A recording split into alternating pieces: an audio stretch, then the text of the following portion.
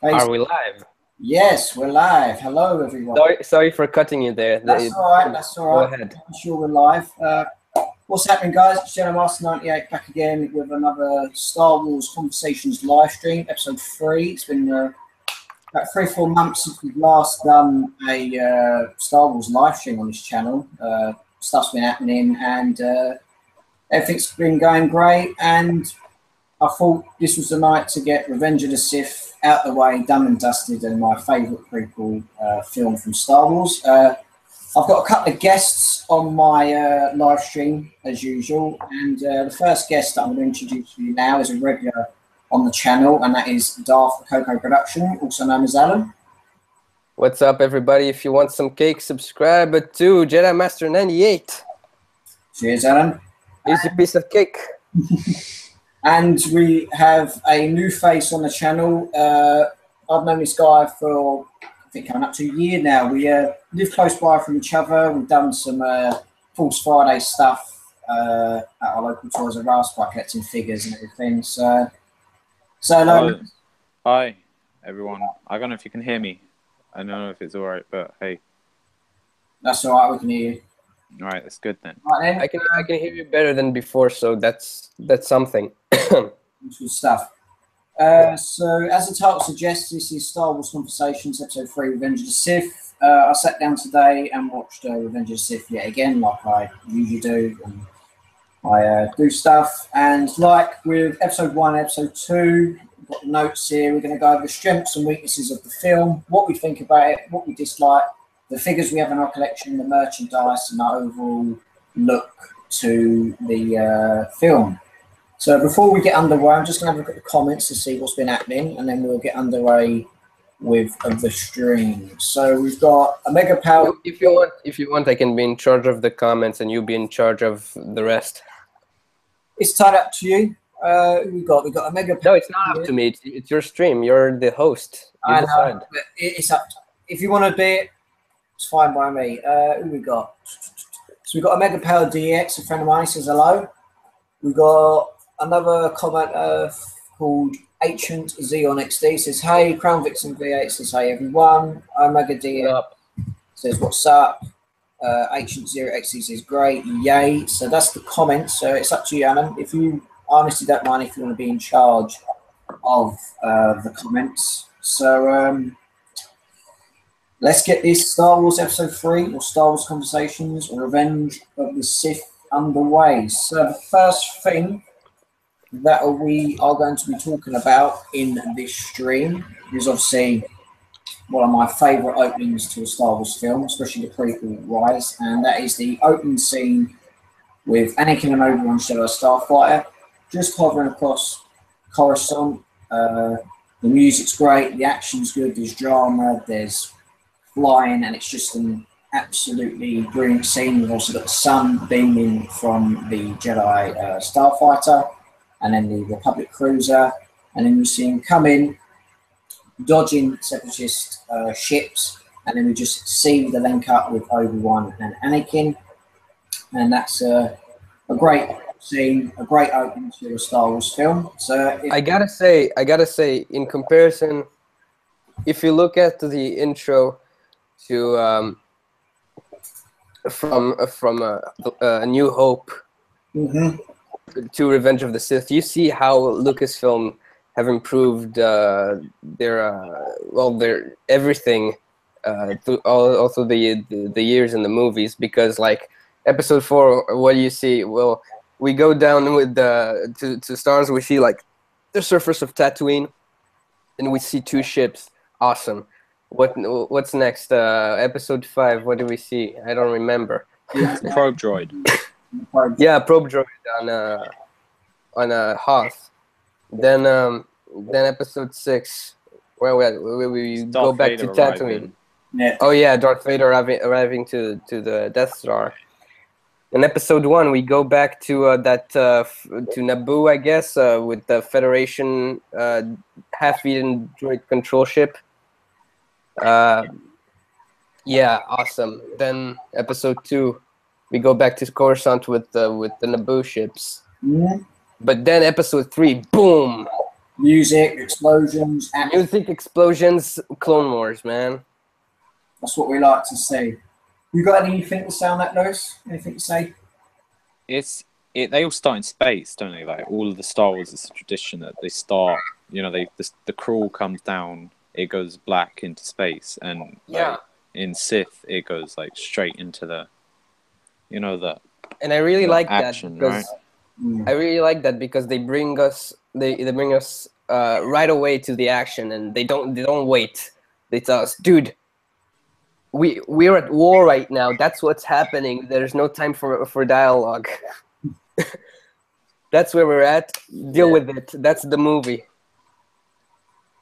Yeah, it's a great scene. Moving on to the next scene, we've obviously got the link up with the Jedi starfighters and the clone pilots, and you just see Anakin say, "This is where the fun begins." You see him getting into action. You've got pilots being killed and everything, and it's just like you said, and it's just a drop scene where we're literally right in the heart of the action, and that's just another great part as well.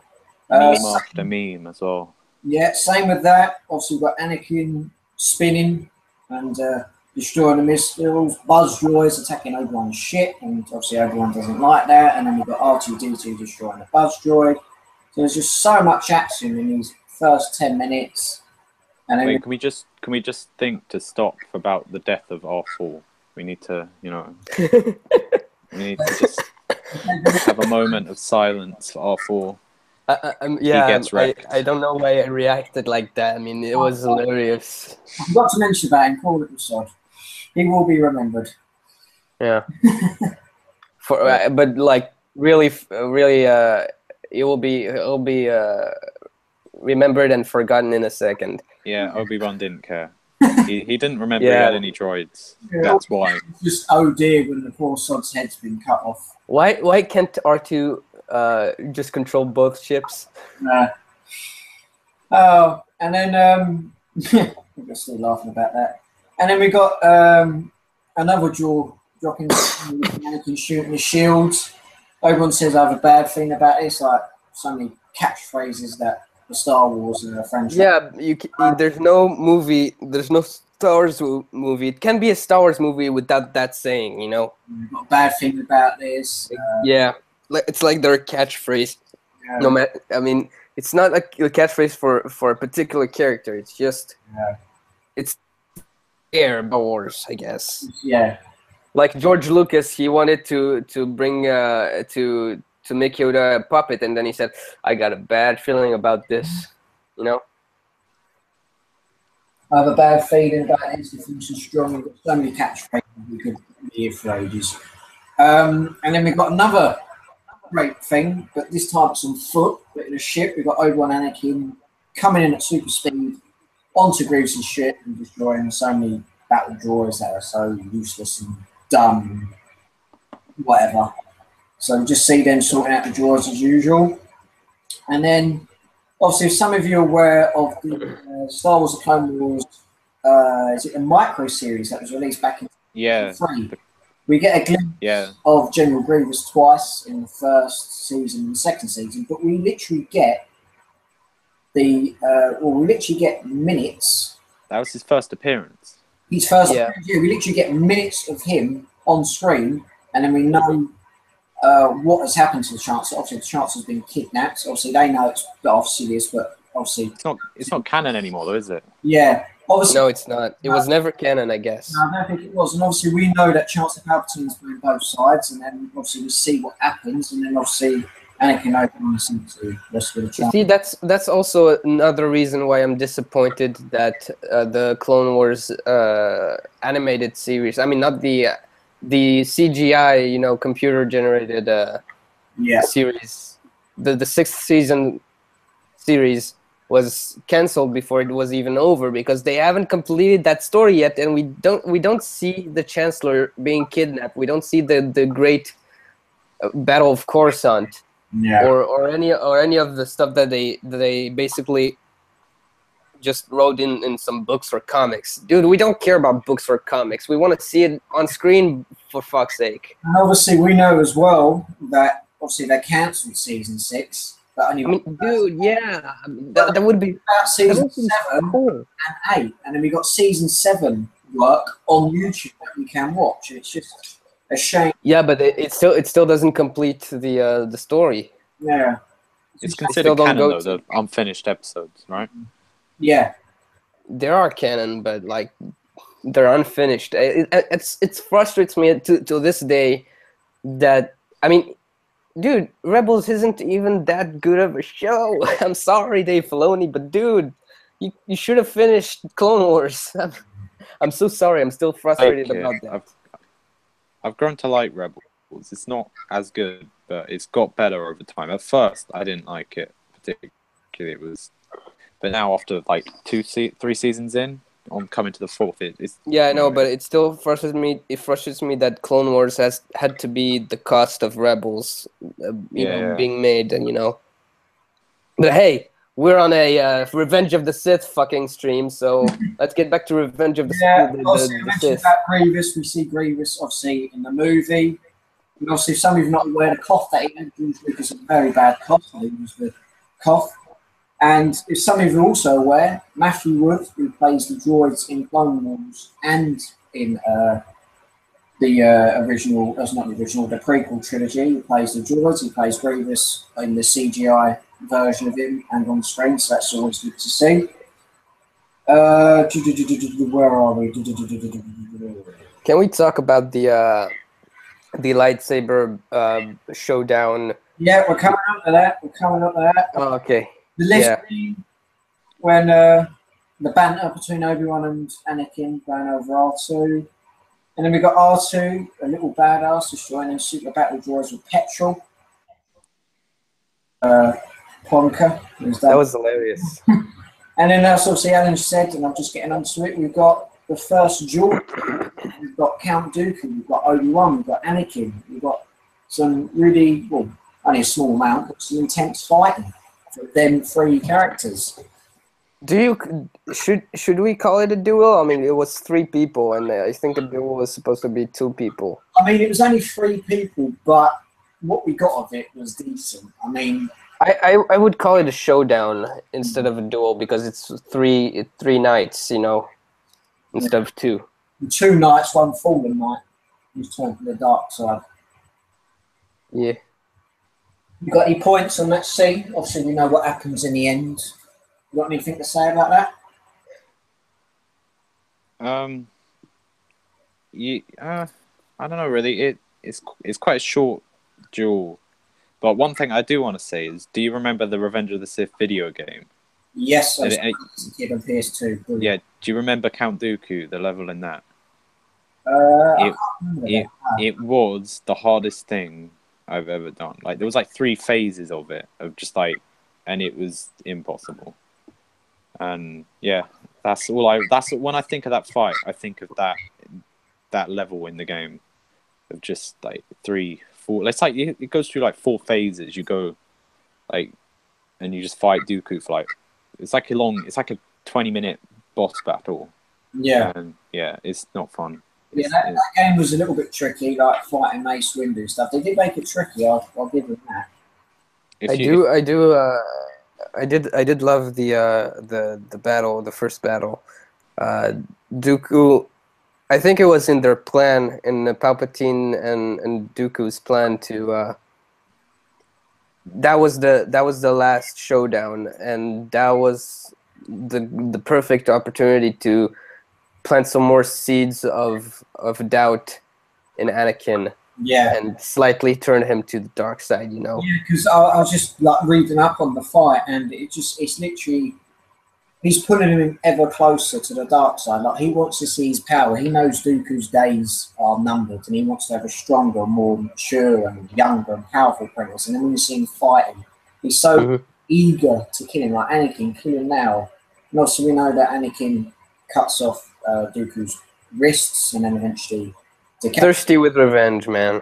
Firstly with revenge, but I learned something about Count Dooku. When that scene, he became mute.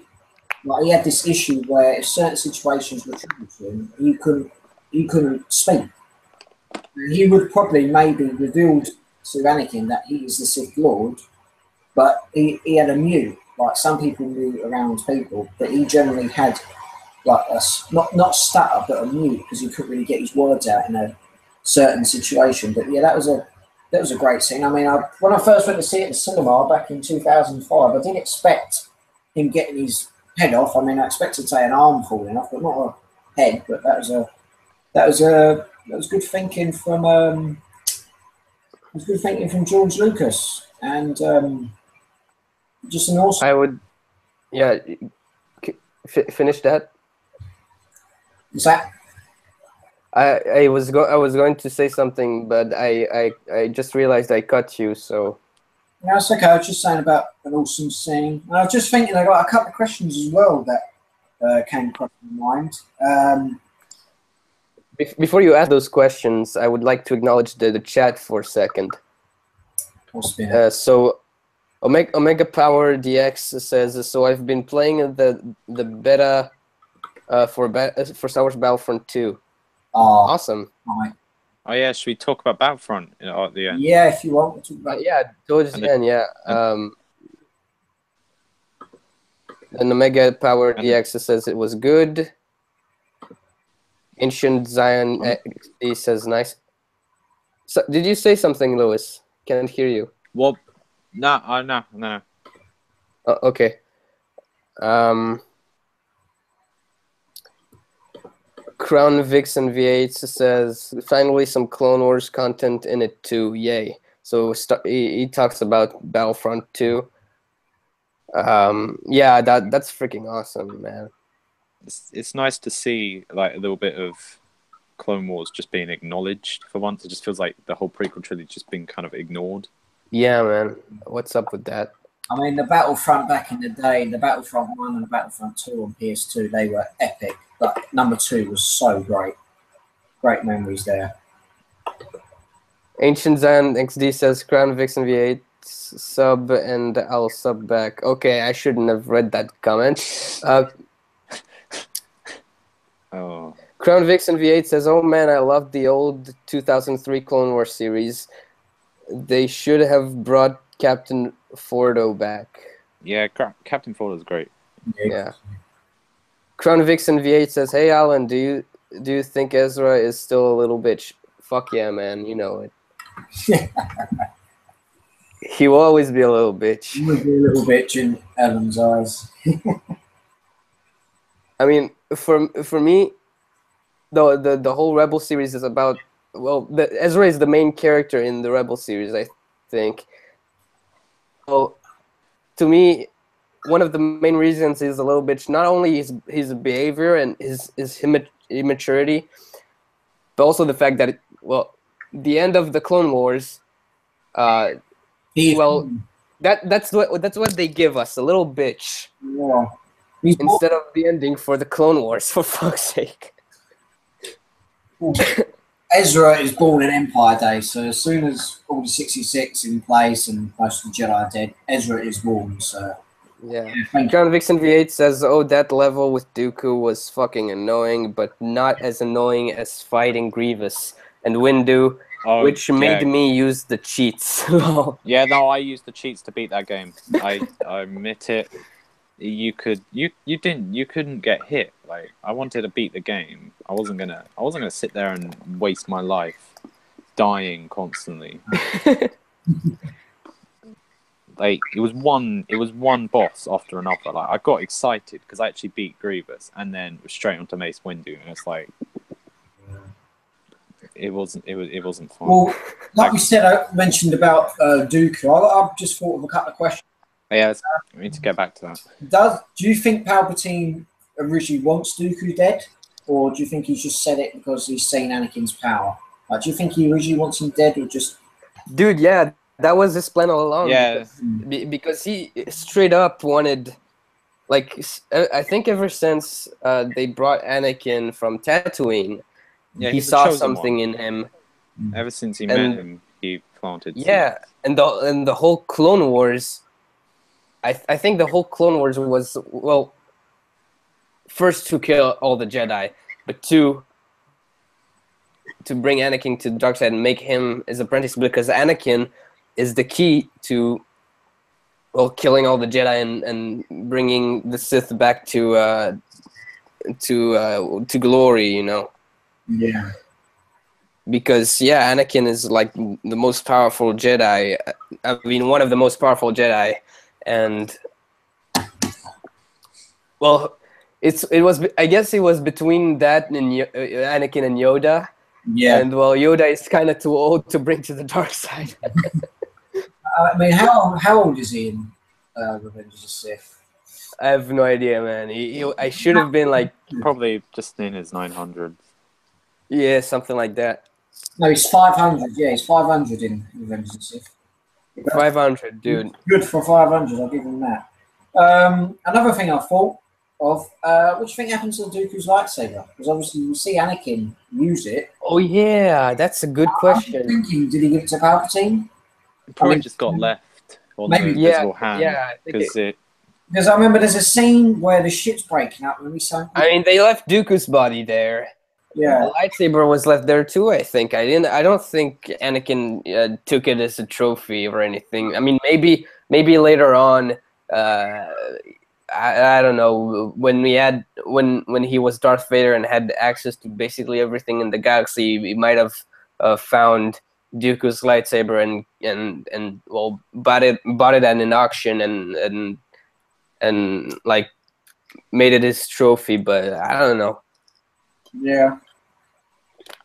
And obviously, I mean, it's only a small bit of a space battle, but we see the Republic ship and we see Grievous' ship engage. It's only a small scene, but we see the scale of the Republic. Oh, by the way, I just realized something. In the beginning of the movie, we have all those ships and well, there's a battle above Coruscant, but then at the end when the Grievous' ship cuts in half to crash through Coruscant, where are all the ships, man?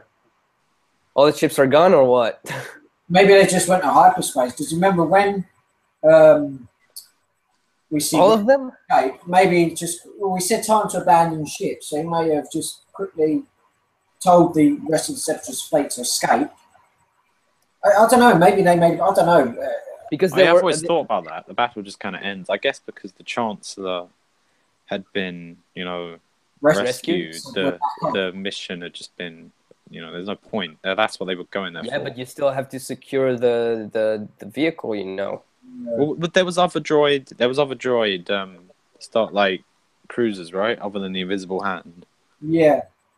Yeah, I don't know. I've always thought that. It just kind of cuts at the end. They come down and then you just kind of have Obi-Wan and there's like the bus. They have like, they get on the bus, Obi-Wan's going. Yeah. It's like, yeah. I bet like they were like all the clones and droids were like, oh dude, now it's the showdown with Dooku. Let's watch that. And then when it was over, then we got, oh man, it's over. Okay, let's go home, guys. It's over. The Chancellor is rescued. There's nothing to do here anymore. Let's go to Tatooine and drink some blue milk. What else we got? Obviously, we see the Force field. We see Anakin, Palpatine, and what's his face? Obi-Wan. They obviously get captured. The thing that also makes me laugh about Revenge is when the ship's falling down. And we see him running through the lift, and we've got Anakin holding Obi-Wan, Palpatine on his leg, and then, I mean, I know they're escaping, but it's quite funny in a way because you think Anakin is a dirty one. You've got poor Obi-Wan who's been knocked out. You've got Palpatine hanging on his leg, and then obviously shit happens. And where are we? We obviously see Grievous. We see like a little bit of banter between Grievous, Anakin, and Obi-Wan about his lightsabers being in their collection, and then we see shit happening on there, droids flying everywhere, and it's just another good scene, like fighting. I want to talk for a second about Grievous. Yes, go for it.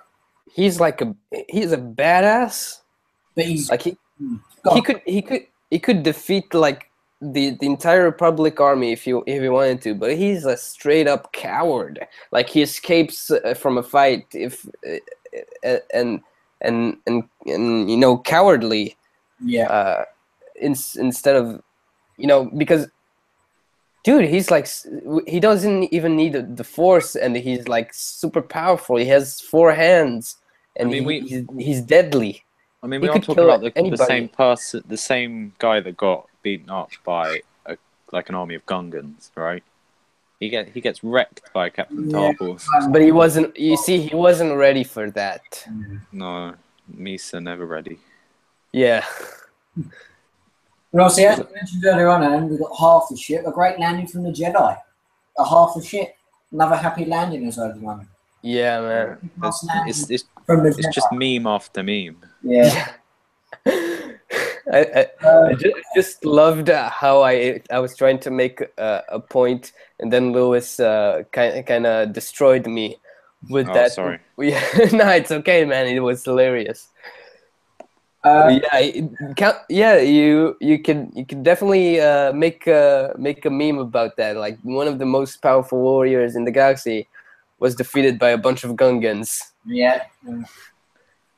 I mean, I want to look on the internet for if there are any memes about that. Another point.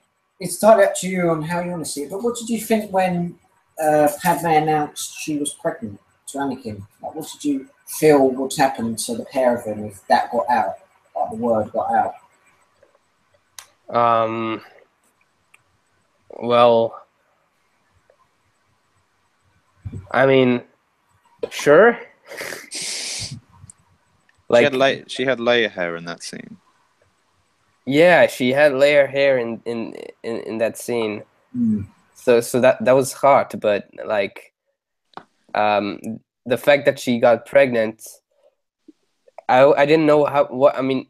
At first, I didn't know what to think, because sure, yeah, that's part of the movie. Okay, that's the story. She's pregnant. Awesome. Now what happens? Oh yeah, he's gonna have dreams about her dying. Ouch. Something happened. Sorry, technical difficulty. Sorry, something happened. Okay. Right. Well, Yeah. Yeah, I guess I didn't really feel anything when when she revealed that she was pregnant. I mean, there was nothing to feel until later on, when he has those dreams. yeah. Or then visions, as it's known. Yeah. We'll talk about that later, because I have some stuff to say about those dreams. Yeah. Premonitions, as Yoda says. Yeah, we've literally got so much to talk about. It's just Star Wars heaven. Obviously, as we all know, that Grievous is a coward. We see him escape to the planet Utapau and speaks to Darth Sidious. And obviously, we've mentioned about Anakin, him being his next apprentice. And I don't know. I mean, fair enough if Grievous didn't get killed against Obi-Wan. Do you think Darth Sidious would have kept Grievous on, or do you reckon he would have just killed him? I think eventually he would have killed him, because, like, or I don't know. What do you think, Louis? Nah, I don't think he would. There's no need. Yeah, man. I mean, when he gets Anakin, there's no need for anything else, you know? Yeah. Grievous was just a pawn in the end, just to lead the Separatist army. There was no during the Empire there would have been no need for him, so he probably would just disposed of him either way. I can imagine if he survived, he would have done the same thing he did with the Separatists. Yeah. But yeah, I think he foresaw I think he foresaw Obi-Wan killing Grievous. Like, I don't know how, but he did that. He's just some cool guy. So unfortunately, I didn't find any memes about Grievous being outnumbered and defeated by Gungans. My battery is running out, so I'm gonna go. I can't use the because I've got iPhone 7, so I can't use the headphone jack and the charger. So I'll go and get the charger, and I hope you still be able to hear me without the headphone zone. Okay then. All right. All right. I'll be back in a second. Okay. All right. Grievous's temper. If you call me a droid one more fucking time. Can you hear me now? Can you hear me? Yeah, I can hear you. Yeah. Better than before? I can still will. Yeah. So I just. Is it? Right, I'm just gonna get my charger.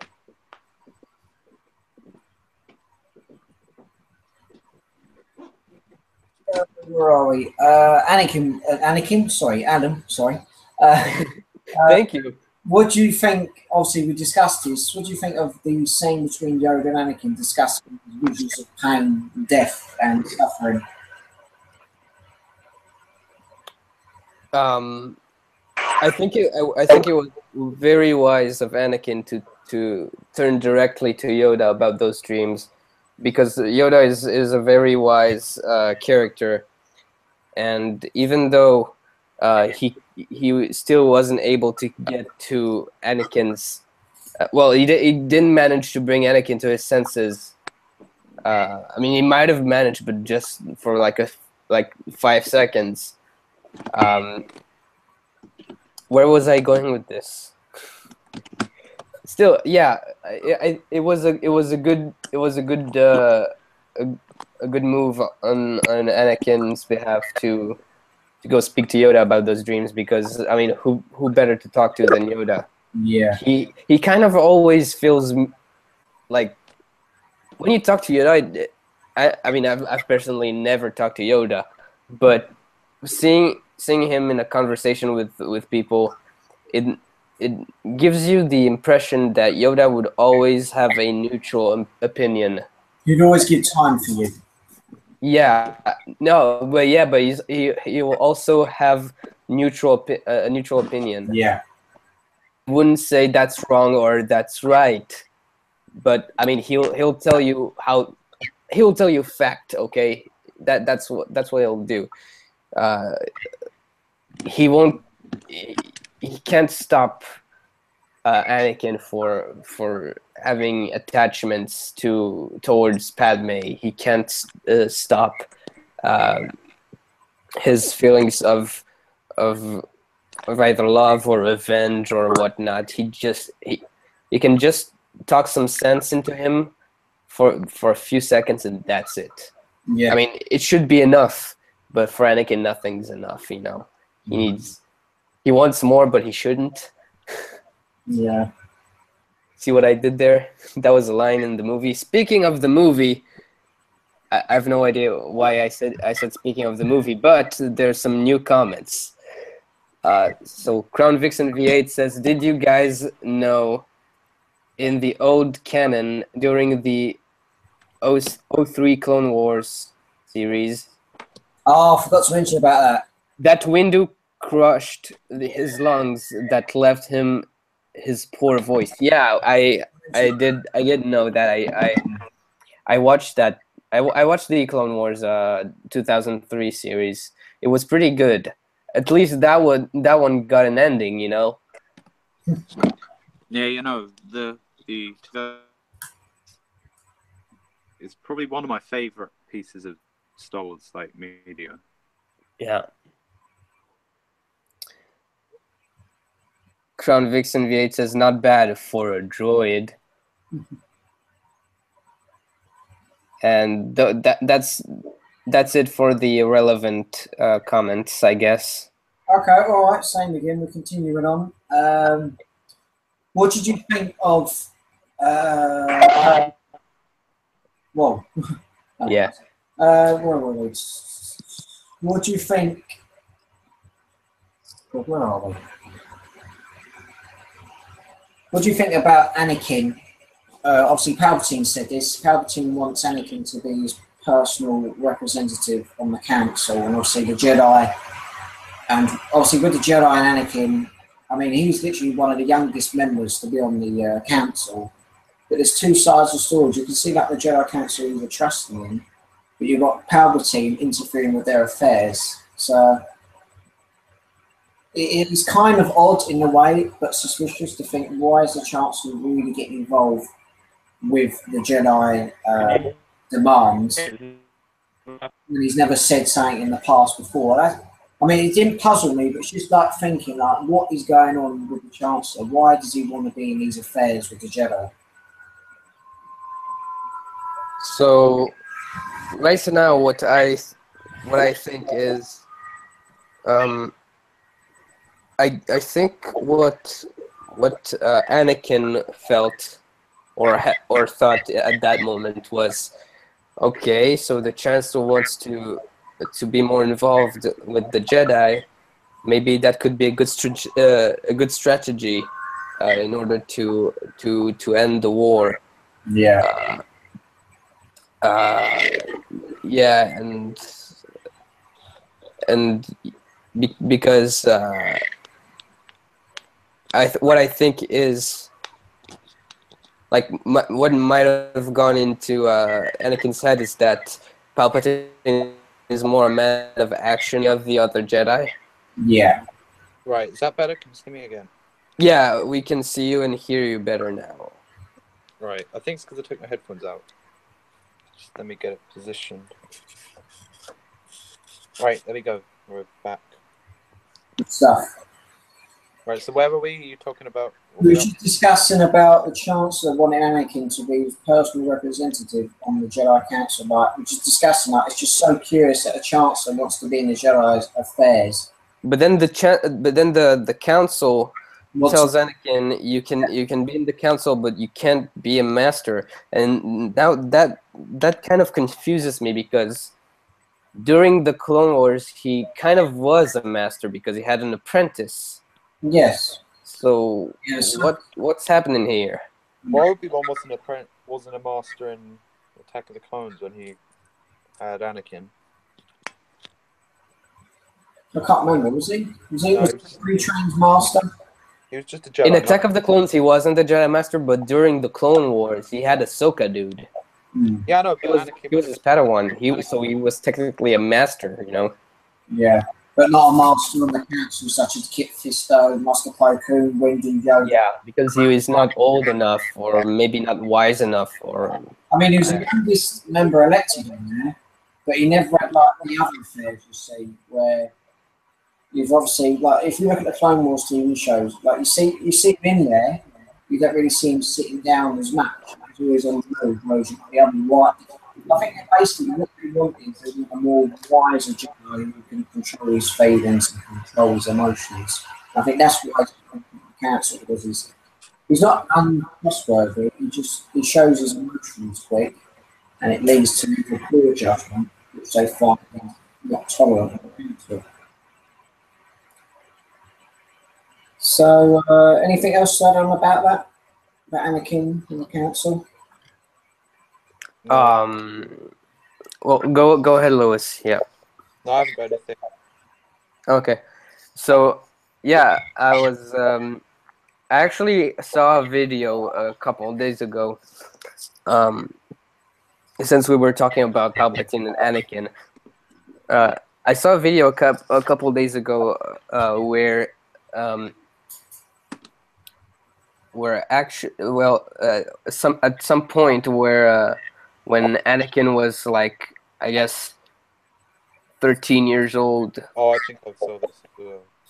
Yeah, I have no idea what he was still young, a young Padawan learner, but like there was this one time when the Chancellor asked the council, the Jedi Council, if he could have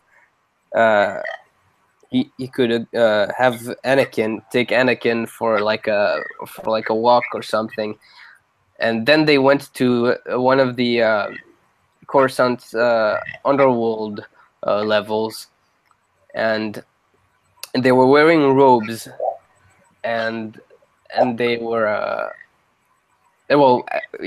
Palpatine was kind of in his true appearance as Darth Sidious, but he didn't know back then that he was Darth Sidious. Yeah, I never knew about that. What you're saying. And that was the first time Palpatine made actual. I think that was the first time Palpatine made actual contact with Anakin, and that was the first time that he planted seeds of doubt in Anakin about the Jedi ways and whatnot. Yeah. And I find that really interesting. Yeah, I never knew that. If I'm honest, I never knew that. In all my time watching and listening, and Yeah, you should subscribe to people like the Stupendous Wave and Star Wars Theory. yeah, I've always Back free, whoever. obviously on to the next points. We discussed about Anakin. Obviously, we discussed about Obi-Wan and Anakin discussing their feelings about the chance and everything. But I like the little scene we see on the gunship. Like Master Windu doesn't really have faith in Anakin's belief if he can control his emotions. Obviously, we see him on the gunship with Obi-Wan and Yoda, but they're just. It's kind of like the discussion I had in episode 2 about remember Obi-Wan. Yeah, where is that coming from? Yeah, like he said, like if the prophecy's true, your apprentice. Like, yeah, out of nowhere, Mace is like, I don't trust him. Yeah, he's just. You had 20 years of practice with him, and just now that he's gotten older and you kind of know him, I don't trust him. What? Yeah. But like, yeah, I get it because well, first of all, he was kind of too old when he first joined the Jedi back in Phantom Menace. Yeah, he's just a judgment from day one. He's too old. You already. So yeah, he was cautious from day one, but like I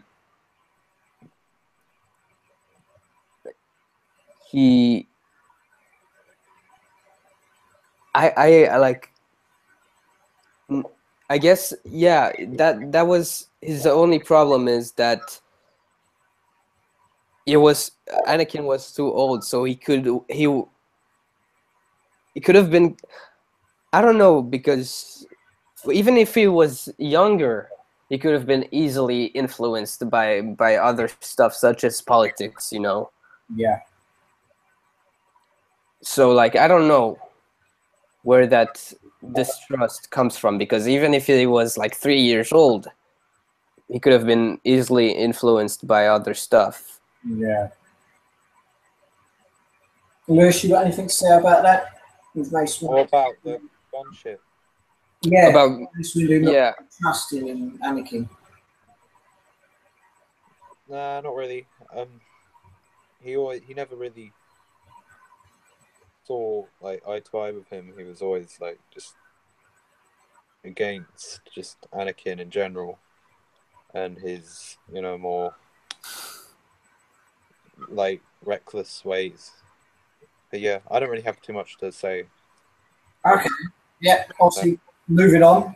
We go to one of my favourite scenes from Revenge of the Sith, and that is the Opera House, where we see Anakin sitting down with the Chancellor and Palpatine discussing about the Sith legend Darth Plagueis the Wise. I think it's an absolute great scene. He's discussing about obviously his old master who saved people from certain death, and it's just a really cool, laid-back scene, and it's obviously getting into a glimpse that it's kind of like a suspicious way where you see him discussing more about the Sith and the Jedi, and thinking from an audience perspective, thinking, how does this guy know so much about these two sides?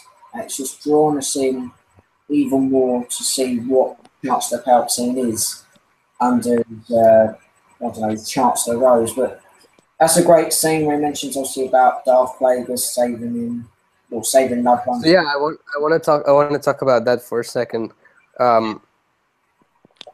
It's at first, I mean, I've watched the movie a lot of times, but it did not occur to me until quite recently.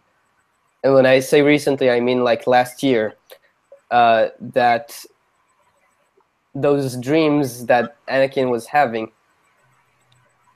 those were planted into his head by Palpatine unknowingly. Say again, I never knew that either. Yeah, so that was those dreams, those visions were fake, and like just it took me a while to realize that, and that was genius on Palpatine's part. That, I mean, dude, he basically influenced the majority of the Star Wars saga. Basically, yeah, he's playing both sides of the war, and he's just such an intelligent man who just knows so much about war. And he did all that so the Sith could rise back to power. I mean, give me one other Sith warrior who's smarter than Palpatine.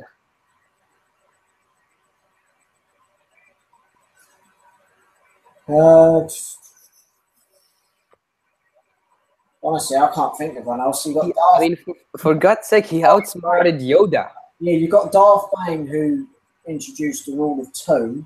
Yeah, I guess. And I don't know. He's just such a clever man. I mean, fair enough, he outsmarted Yoda, but like they said, or what Dooku said in Attack of the Clones, the dark side of the Force has clouded the Jedi's vision. So he's just been clouding them for day one. But like I mentioned in the episode, I think it was the episode 1 live stream me and Aaron done, the Jedi built their temple over a fallen Sith temple.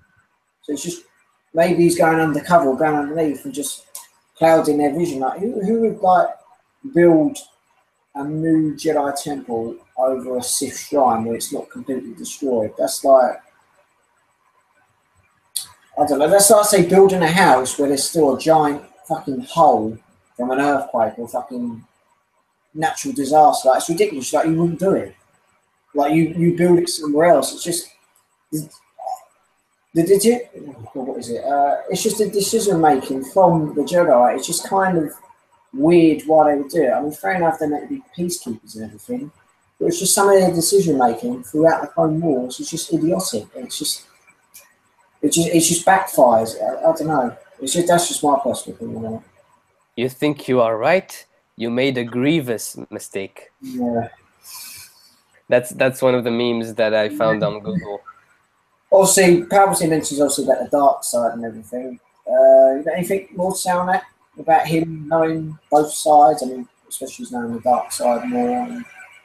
Wasn't it in Legends that it was kind of like said that it was Plagueis that made Anakin in the first place through the Yes, Force? the Metachlorian count. Apparently, Darth Plagueis made Anakin from midichlorians. It was something like that. Yeah. That was also something that I discovered quite recently, like a couple years ago. And I was mind blown by that. I don't know if that's canon or anything. Moving on, we have another big battle. I mean, it's only a small one, but the Battle of Kashyyyk. You see Yoda go to Kashyyyk with, obviously, Master Numenor is there, but we see Yoda go to Kashyyyk, and then we see an iconic character, Chewbacca, we see Tarful, and then we see only a small amount of Commander Grey. I mean, it's only a small battle. We get glimpses of it in the film, but that was a great insight of seeing Wookiees fighting for the first time, and obviously people love Wookiees. Anything to say on that, guys, about the Battle of Kashyyyk? It's going to be in Battlefront, which is good. What'd you say? It's going to be in Battlefront, the new. Yeah, dude. Battle of Kashyyyk. Battle of Kashyyyk. Speaking of Battlefront, there's some other comments about Battlefront. So Benjamin 2000 is in the chat. Fellow subscriber, very loyal fan channel. He says, any thoughts on the Battlefront 2 beta? Well, what I've said. Should we talk about that now? Not yet, I think, but like brief thoughts before. I mean, I think you can like say some brief thoughts, and then later we can develop those. Have you all played it? Have you played it, Joe? Not yet. No, I mean, I don't think I'll ever have a chance to play Battlefront. Beta videos and you were sick. Oh, am I the only one that's played it? I played the first Battlefront. That's okay. I played about a few hours of the beta, but overall it's pretty great. There's some things I have problems with, like I don't like this is like gameplay points, there's nothing I can really go on against. But I'm not a big fan of the cross hero like gameplay.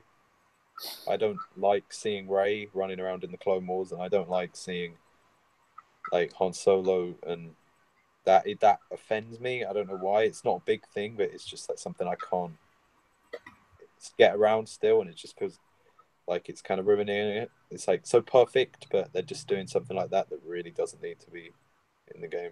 Yeah. And the Wookiees on the clones, like fine for the Republic on Naboo, isn't. I don't like that either. I mean, on Kashyyyk it's fine, but on Naboo, no. Yeah. But they're small things. Other than that, I like the visuals, and the sound is like on point. It's like everything you could want from a Star Wars game. Yeah.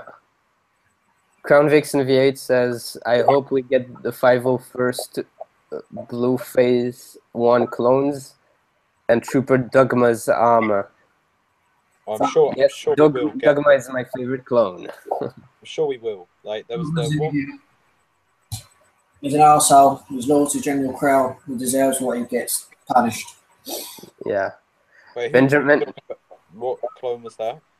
That was Clone Dogma. That was one of the. Was it the tattoo across his eye? He was very loyal to General Krell, and he. Oh yeah, the 64 in Clone Wars, and obviously he got arrested in the end. It's just a. Yeah. I remember.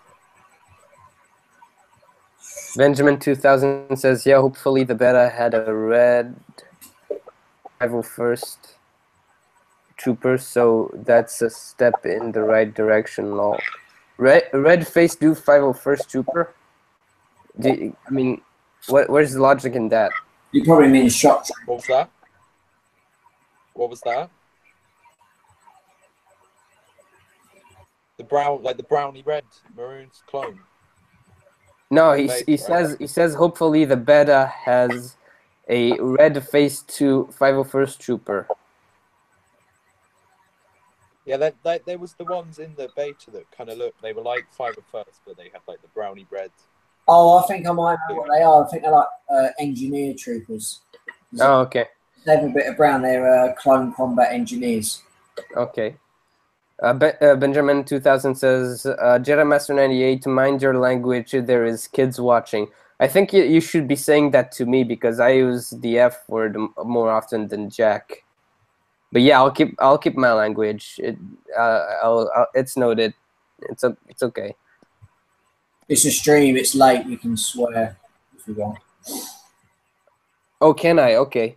Yeah, it's late. I mean, fair enough. It's going to be on YouTube, but as long as there's no like other things discussing, such as violence and shit in the world, we can swear as we want because it is a stream. It's YouTube.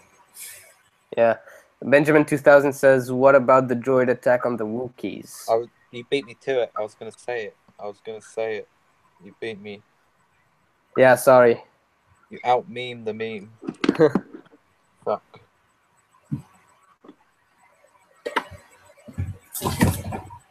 I mean, ask Benjamin 1000, what about the droid attack on the Wookiees? Yeah, what about that? Have you done anything about it? I mean, have you done fair enough, Kelly Mundy mentioned it in Revenge of the Sith, but what have you done? Fair enough, we've sent Yoda and a battalion of clone troopers, but that's about it. Wait, have you seen those memes where they have that phrase, right? And they cross out the words? They have memes about the battle with the Wookiees and droids, what? What are you talking? You are not up to date with your Star Wars memes. I'm not up to date with my Star Wars shit. You're not up to date with your Star Wars memes. Dude, I don't even know if I'm following any Star Wars memes. I need to follow some people who post Star Wars memes. Hold on, I'll check out on that. It's a black hole. It's a black hole. Don't. Droid attack on the Wookiees. And there's the memes where they cross out the words, right? And they have droid attack on the Wookiees and they cross it out. it's the one with the Kiari Mundi. Yeah, what about the thick Wookiees? People be all like Russia in the threat, and I just be over here like, what about the droid attack on the Wookiees?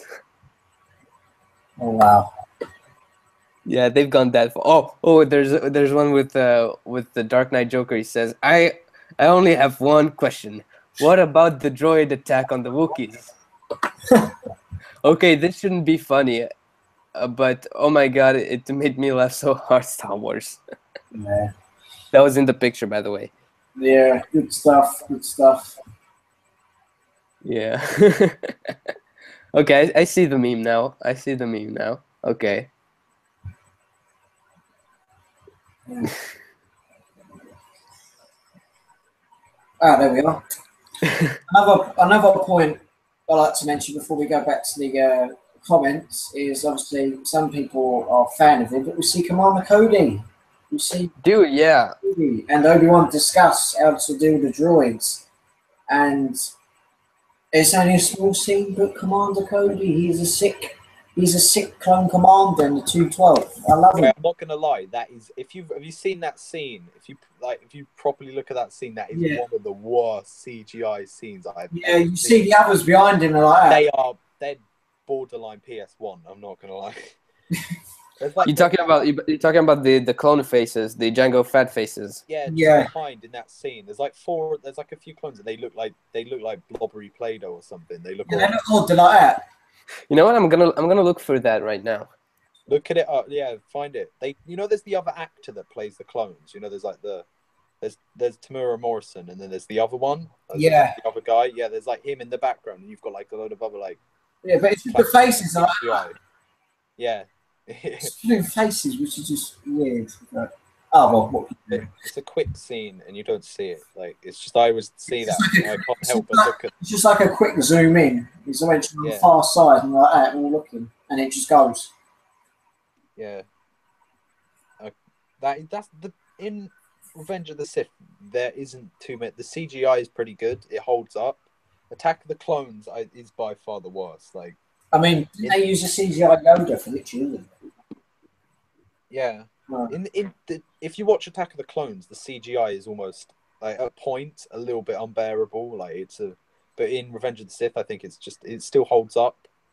And I think in Phantom Menace as well, it's not as bad. But in Attack of the Clones, I didn't find any picture of that scene. I'm disappointed. I'll send you a link. I'll find a picture of if you want. Oh, please do. We'll see. We'll continue on. Next thing, the Battle of Utapau. Literally the last major battle of the Clone War. We see obviously Obi-Wan go to Utapau to discover and find General Grievous. We didn't see much of that, did we? I mean, the only major part about that battle was the duel between Obi-Wan and Grievous, but we didn't really see much actual Clone War in that battle. Yeah. If you look in the background, there's actually some pretty cool, like, if you can see like some pretty cool details in those like battle bits. Like the clones in the background, there's some pretty cool like kind of scenes. Yeah, they all jump down and they all start firing. Yeah. That's pretty cool. I'll give them that. That's also one of the only bits, like one of the only scenes they edited for the Blu-ray. That scene, where the clones come down, they added dialogue that wasn't in the original theatrical one, which is kind of weird. Like obviously, Anakin. Not Anakin. I keep calling him Anakin for some reason. Sorry, I know he's the chosen one, but I'm flattered. Thank you. I have to get it out. Obviously, as you mentioned, we've got the duel between Obi-Wan. I'm right. I don't know why I keep hesitating. We've got the duel between Obi-Wan and Grievous, and that's absolutely sick as well. Like we see Obi-Wan just uses the Force. Yeah, fuck you, man. The guards. I'll kill you. Obviously, got all the ones at the side, all the droids having a go, and you see them backing away. And then, to be honest, obviously some Jedi have struggled in the past, but Obi-Wan copes really well with Grievous. I mean, he's quick, but not as powerful as some people believe. And He's had experience. he's had experience, and it was a good little jewel, if I'm honest. Yeah. You can't forget, like, the best line probably in the whole saga comes from that scene. Hello there. That's my Hello there. ringtone on my phone. No, it's just that hello there, hello there, hello there, hello there, hello there, hello, hello, hello, hello. The memes, that is the mother of memes. Oh man, it's the memes. Yeah, man. Memes. Obviously, continuing on, we obviously see Grievous escape on his bike. We see Obi-Wan escape on his little creature. He has Boga, the green sort of weird. Yeah, what is that called? It's called Boga. It's Boga. Boga. I did a review on that a couple of years ago, and I've got him in my collection somewhere around here. He's actually a cool little figure to be with, if I'm honest. Wait, what's the name of the species though? I've never known. I've just always thought. I don't know the species. I have to check the link description on the video I uploaded because I usually put stuff. Wait, what species? I don't know. Just type in Boga Star Wars Revenge of the Sith and it come up with that creature Obi-Wan was riding. Okay. While you search that up, I'm just going to have a quick look at the old comments. Yeah, let me check that for you.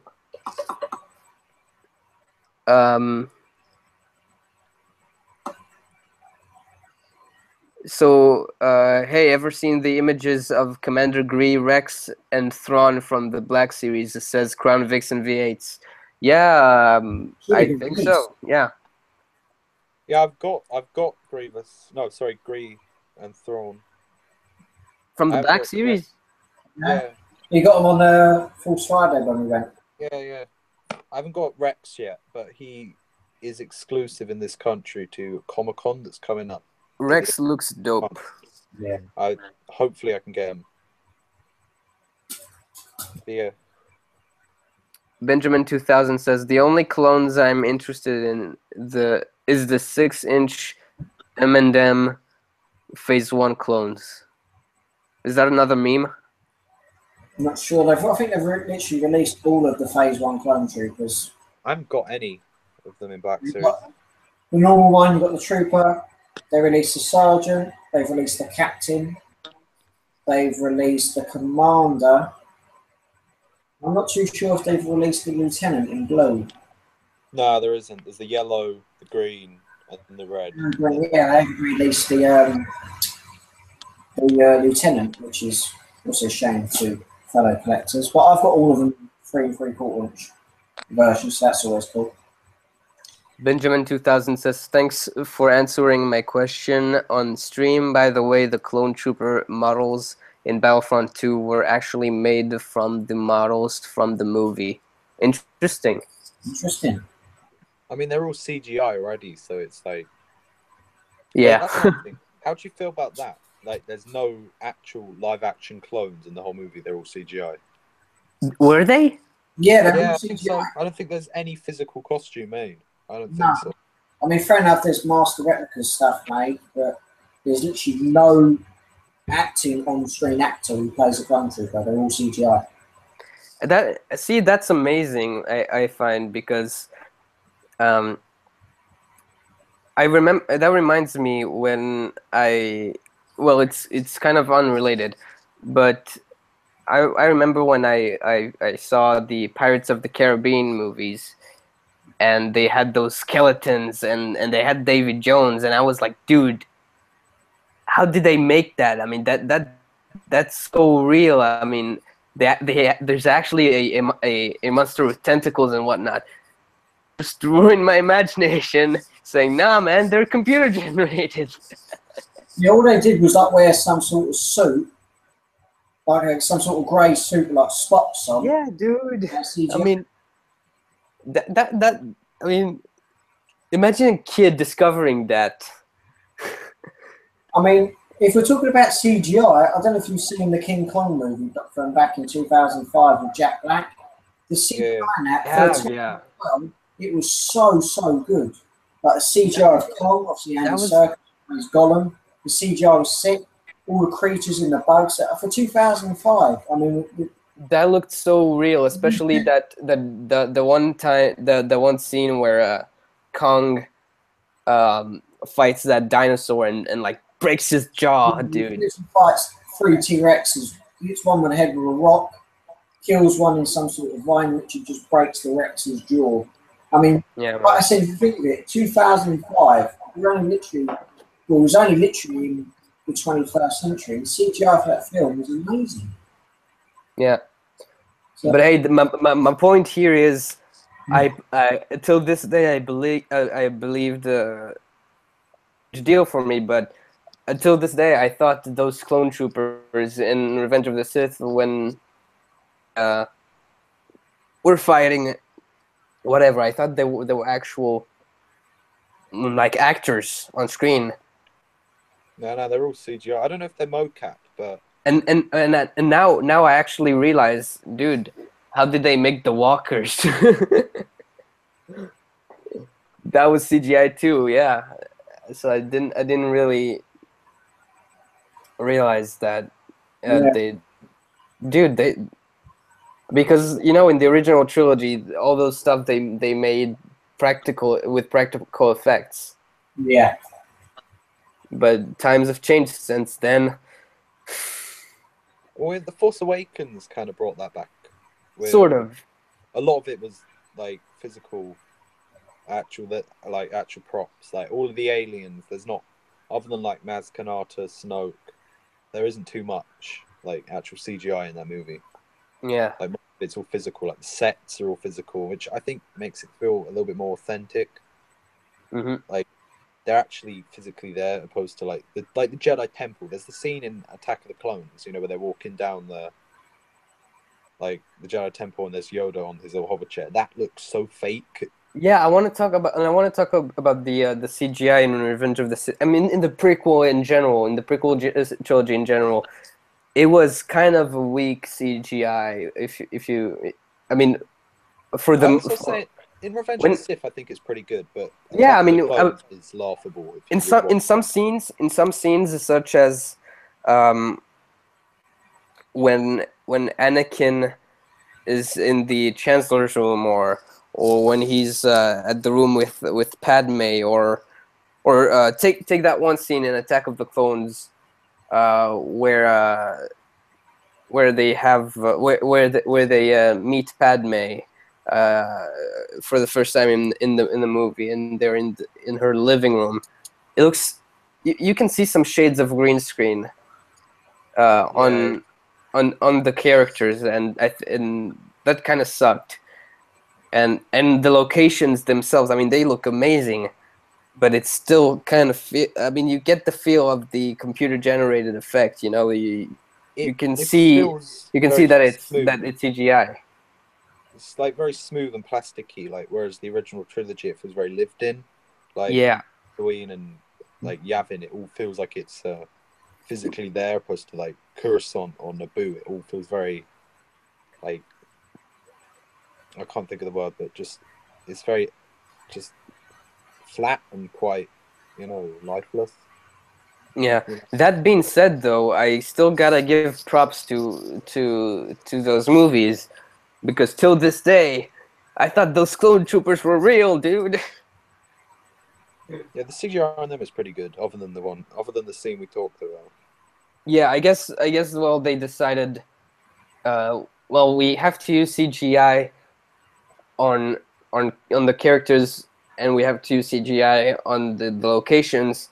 But since the characters are more important, let's use the most of the budget on the characters, then the rest on the locations, because the characters are more important. Fair enough. Fair enough. I was just sitting there listening. Great points being discussed. Yeah. Crown Vixen V8 says 501st for life. Yeah, I've got to agree with him there. I'll agree. Favorite. I'll agree. Benjamin 2000 says Star Wars memes are life. Crown Vixen V8 says Cody has to return. Yeah, I mean he didn't die yet, for as far as we know. No, all we know is he was obviously he was in the Clone Army. He was obviously part of the 212th Attack Battalion, Obi-Wan's regiment. And I think after he trained clone troopers, who obviously he did train clone troopers, but he trained clone troopers eventually becoming in their new stormtrooper outfits. I think, and then he eventually started training off-worlders and other species as stormtroopers. But I think in the end, I think he just settled down. I mean, I think all we really know about his backstory is he literally just trained normal people, clone troopers, until they were decommissioned up until the time. But we don't really know what happened to him after. Maybe he could return in season 4 Rebels. I doubt it. Maybe there could be a scene where Rex is in one thing and we see Cody and they just talk and then go off. I mean, I don't know. I can't see it happening, but That reminds me. It would have been. Yeah, what would you say? I was saying that would have been cool for Rebels, that if they brought kind of Cody as an officer or something to see him like with Rex and the rebellion. That would have been interesting, but I don't think it's a priority with season 4. no. I think their main aspect is showing a bit more form, growing the alliance, and then just going from there, really. That reminds me of there's this one YouTuber who made a stop motion series based on where the story is about Rex in between, well, kind of, it's Rex and some other clones that survived the Clone Wars, and we see their story throughout the events of the original trilogy, and they're kind of in the rebellion and like, but they're their own squad and some stuff. I can share a link if you want for you. So if you guys are interested to watch, but yeah, I watched that a few times, and it's legit. It's not canon though, but I really like the story, and Commander Cody is featured in that, and it's with action figures, so you can. Oh. So it's I mean, it's good for the most part. It lacks some animation, but I really enjoyed that, and yeah, that it's a thing. And where's Jack? I'm here. I'm just plugging my charger. Sorry about that. Yeah. So Benjamin 2000 says Cody he needs to return to be back in Rebels season 4. And then Crown Vixen V8's response to that saying, "I'll be damned if he's not, despite not really into Rebels myself." I think if Rebels had another season, I think I could see it happening. But I think it's like at the moment with all the arcs they've got planned, you know, with Mandalore, with the Death Star, and like the formation of the rebellion, and you know, being the last season, I can't see it being something they cram into the season. Yeah. I can imagine you might see it in a comic book or maybe even a book. Who knows? I guess. In Rebels, I don't think so. But yet again, they haven't made any major character arcs for Cody in the Clone Wars. No, he never was. So that must have meant that he wasn't that of a major character. They concentrated more on Rex than he was Cody. More of a assisting, like a supporting character. He was never the main. I've never really thought about that. He's not really in the Clone Wars that much, to be honest. I mean, yeah, we see glimpses of him. Like Obi-Wan, but he doesn't have like a major impact as Rex or even Fives, to be honest. It's just about it, really. He doesn't really have a major role. Yeah, even Fives has a more major role than Cody. Nice point there, Louis. That's pretty that's saying much. That's saying a lot for a clone who wasn't featured in any of the movies, or in any of the trilogies. You know. Same for Rex. It's pretty it's pretty interesting. I guess maybe they didn't want to develop him too much because in the end he will turn. So if he was really developed like Rex was, it would be more of a less acknowledgement, if you know what I Yeah, mean. but you see, that's what's fucked up here, because like we sort of knew Cody from Revenge of the Sith, and they could have easily made everything they did with Rex, they could have made with Cody, but they chose not to do that, and I have no idea why, because I really think it would have made more sense. I'll be back in a minute. For them to use Cody, because I mean, one, spent less money, I guess, and well, he was also more known to fans. Then they just brought Ahsoka and Rex out of nowhere and made them major characters, and like, what's up with that? I guess maybe because he needed to be closer to Anakin, and Cody was Closer to Obi-Wan. Yeah, Cody was only not even a main character in Revenge of the Sith, to be honest.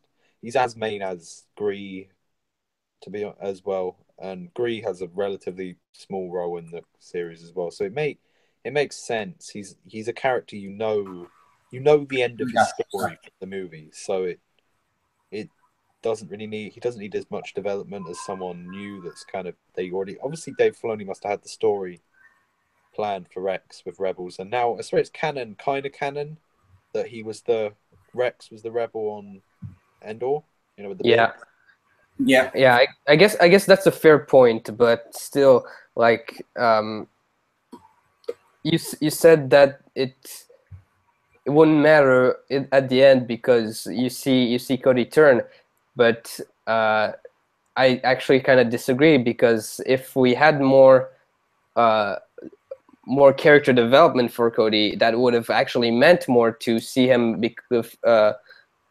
transform from this one fidel soldier that fights for the Jedi to this traitor. I mean, on the Jedi point of view, that turns on them and just kills Obi-Wan for no reason. But then again, I guess Cody was I don't know if I should say strong, like in mind, but yeah, I guess he was more loyal. I mean, he knew what he was. I don't know what I'm looking for here. I mean, maybe he was more aware than Rex, I guess. He wasn't attached to his Jedi like Rex was. I guess as well, what I was going to say is the reason why they probably didn't do it that way is because as the movie was already done, there wouldn't have been an impact of it. You said how it would have made more of an impact him being like turning, because he was like someone if he had development, it was already been done, so there wouldn't have been an impact in the movie. They could have kind of, if they made it this big deal, like if they made Cody Rex, and it already happens. There isn't like there's no talking about it in the movie because it was made first, obviously. So it loses the impact kind of if they did that, and Yeah. Benjamin 2000 says, yes, link that story. I think I know what you're talking about too. Yeah, okay, so I will link that that playlist of that Captain Rex after the Clone Wars arc, I guess. Awesome. There you go. I'm sending that link. Oops, remove any web addresses and try again. Oh, okay. So I can't send links in the chat. That's unfortunate. Well, I guess you'll have to wait to the end of the stream You could put it in the and link. check the comment section. Yeah. Then. Fair enough. You could put Yeah. Jack. You could put the link in the description. Yeah, I can always do that. Yeah. Crown Vixen V8 says, "Do you guys think Death Watch and the Darksaber will all be destroyed in season 4?" That would make sense, actually, because they are not featured in any of the original trilogy. Mm. I mean, and it does kind of look like it's the case in the trailers, for all we know. Fair enough. Fair enough. Yeah, I can imagine all the Mandalorians getting killed. Yeah, It makes Boba Fett more special as well. but it would still kind of frustrate me because, like, Mandalorians are badass, and I mean, think of it. They're gonna be destroyed by an army of stormtroopers or whatnot. I mean, stormtroopers. Probably not start. They probably just do it. I don't know. It'd probably be the Death Star, wouldn't it? Or not really. No, or something that I can't imagine the Stormtroopers doing it. Obviously, but like, I mean, you would think that the Mandalorian people would be stronger than like the Empire. I mean, I know there are few left, but they're still like powerful people and powerful warriors, and they have the rebellion backing them up, and they have the alliance with the rebellion. And I mean, sure, we have to lose someone, but like the Mandalorians are kind of. I guess we'll have to see how they do that, because the Mandalorian are pretty powerful people, if you think about it. Yeah, they're very powerful during the Clone Wars. Very powerful. Benjamin 2000 says, every time Cody was in the Clone Wars, he was either with Rex or Obi-Wan. Yeah. Yeah, that's basically it, yeah. We've only got halfway through the movie, or we probably need to continue, don't we? Yeah, I'm just gonna read a few more comments, because we're almost at the end there of catching up. Benjamin 2000 says, we got to know the clones and their relations with the Jedi. The Clone Wars. Yeah, say that in a way. Yeah, Crown Vixen V8 says, what does that exactly mean? Well, when we mean like relationship, you can see like the relationship Anakin had with Rex. Yeah. If you watch like Star Wars theories, you can see like clone troopers who were the 66, but they didn't go through with it. So Darth Vader was sent to execute the clones and see what happened in their inhibitor. Like, why did they refuse? And the reason is they had such a good bond with the Jedi, they refused to kill them, and then they went their separate ways. So that's it really. Some relationships with clones and Jedi. Yeah. Benjamin 2000 says, if we got more character development for Cody, it would make his sudden betrayal so much more tragic. Plus, he could have gotten a redemption story in Rebels. Yeah. That's a good point. Very good. Yeah. Crown Vixen V8 says, who says stormtroopers can't hit? I don't know. Obi-Wan says that. Yeah. Remember in New Hope, he said, only stormtroopers can that precise. Yeah, I knew stormtroopers have that precise shot. That being said, I'll be back in like less than a minute, so you can continue and I'll catch up. Okay. As we were discussing before we went to the comments, obviously, where were we? Well, we talked about obviously Grievous escaping. We see obviously Obi-Wan lose his lightsaber for like several minutes or several seconds, and eventually chase him eventually chasing General Grievous to the platform where we see Obi-Wan killing. In between that time, though, don't we get the Emperor, or sorry, Palpatine revealing himself to be? Yeah, we do. We get obviously we get Master Windu receives the data about Obi-Wan engaging General Grievous, and Yeah. we see that if the war ends, or this battle ends, he should. Or obviously, if Grievous is dead, he should be removed from office, and obviously, he senses in the way that the Jedi.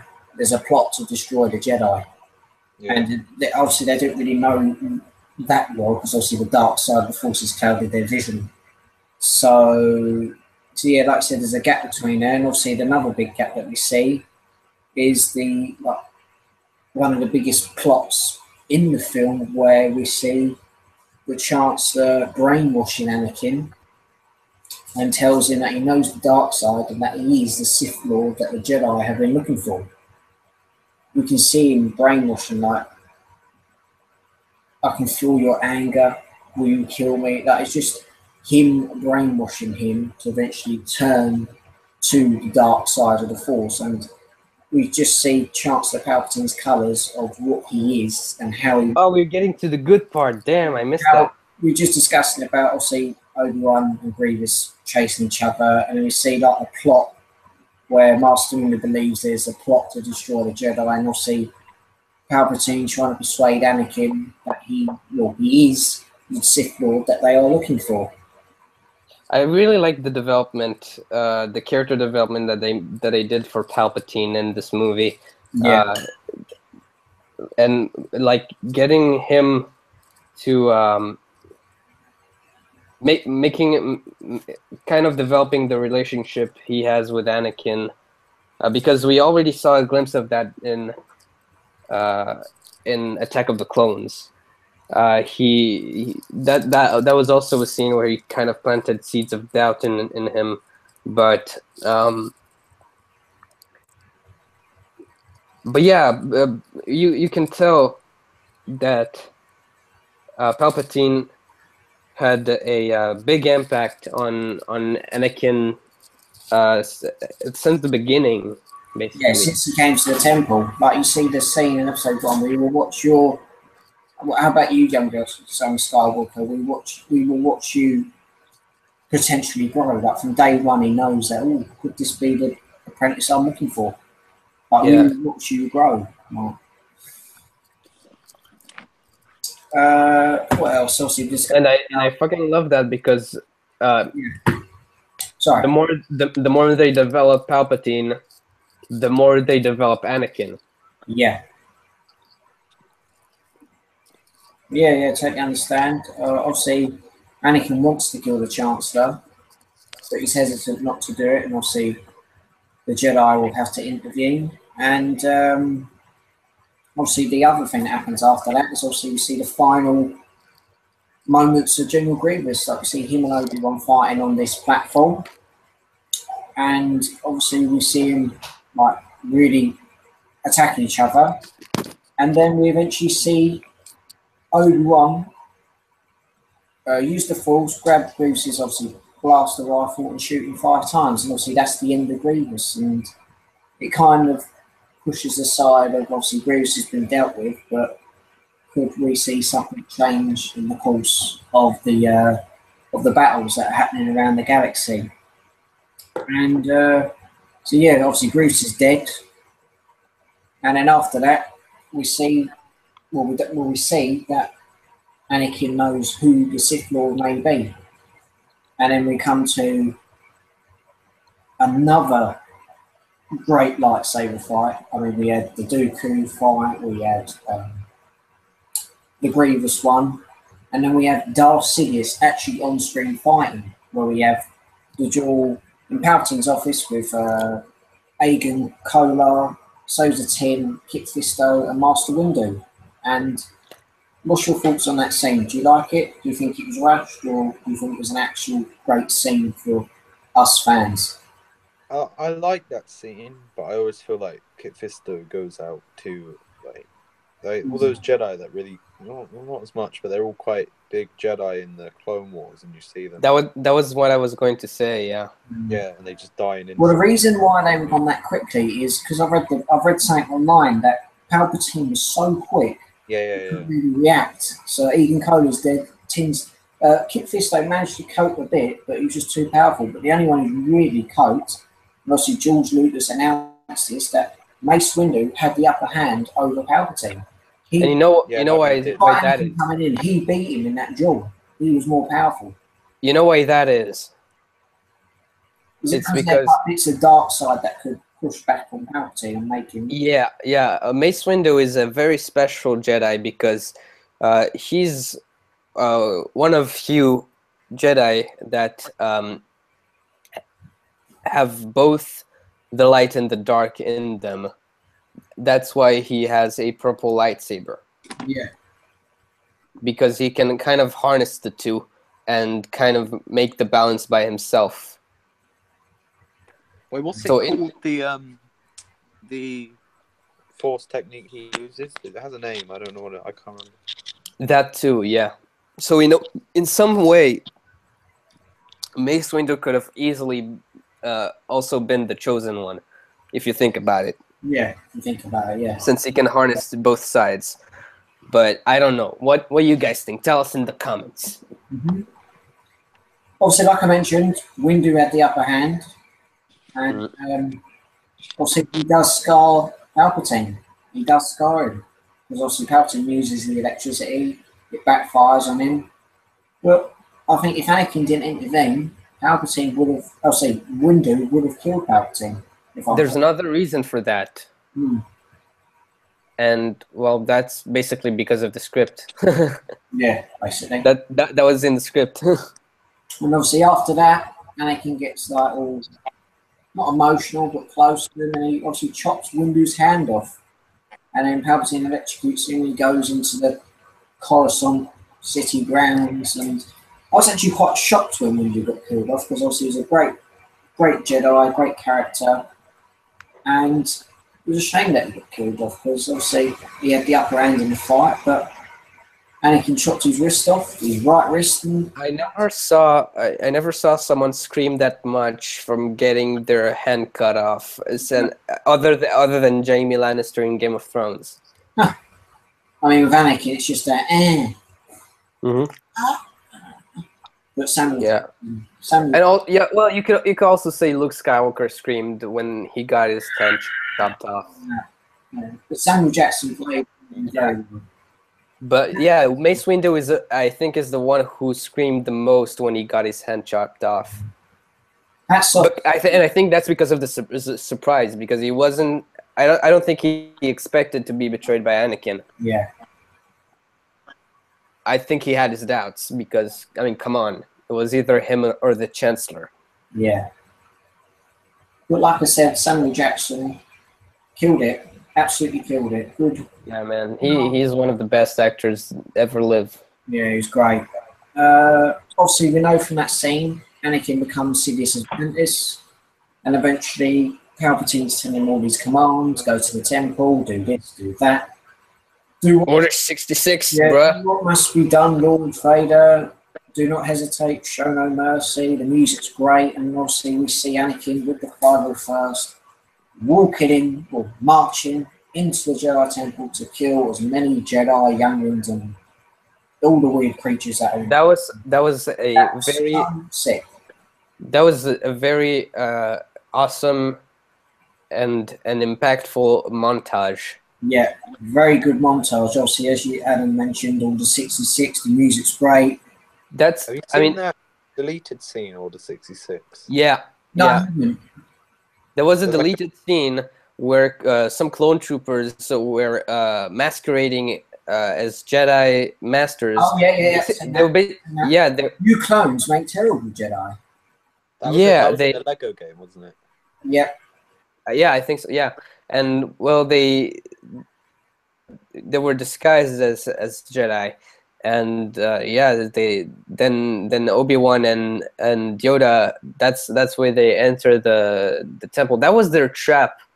That later is revealed that there was a message in the temple that urged all the Jedi to return to the temple, but that message was a trap, and the Jedi that came back to the temple were executed. Yeah, I mean it's sad. There was another like deleted scenes I was talking about where there's like the alternate Order 66, where there's like they're pre-rendered like they're like, you know, the Clone Wars where they're not finished, and then they show like different, like they show, I think it's Barry, yeah, it's Barry Sophie. She gets like stepped on by the 80. What is it? The 80. You know, the Clone Walker. I can never remember their name. The 80, 80, yeah. 80 TE or whatever. Yeah. Yeah, and there's just like, it just shows like other scenes, like Plo Koon getting like, Plo Koon injects out of the starfighter and gets like shot down, and like it just shows different. I fucking love your wallpaper, man. Oh, mine, this. Yeah. It's weird. I don't quite get it though, because if you look, wait, I'll find a part on it. If you see this full, I don't know if you can see it here, but there's like part of here, probably best. Layers on it for some reason. That's awesome. There's layer here and then there's layer there. I don't quite why. And then there's Fair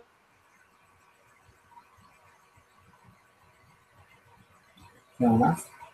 so it's weird. No, but it's alright. You were breaking up. We didn't catch that last part. Oh, alright.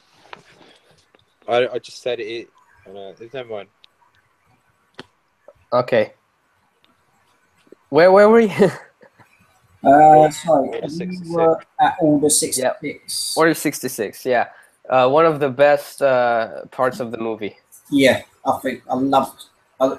I mean, even if I great plot twist. It's great. It's a great plot twist because it was kind of unexpected from certain fans who haven't seen the film before. But I think they've done it well. Obviously, we see Cody get the message from Darth Sidious, execute Order 66. We see him shoot down. Fun fact. I mean, not really a fact, but Revenge of the Sith was the first Star Wars movie I saw being introduced to the franchise, and back then when I saw it that the first time, I was like, yeah, I don't get what's going on, but I get that's the movie.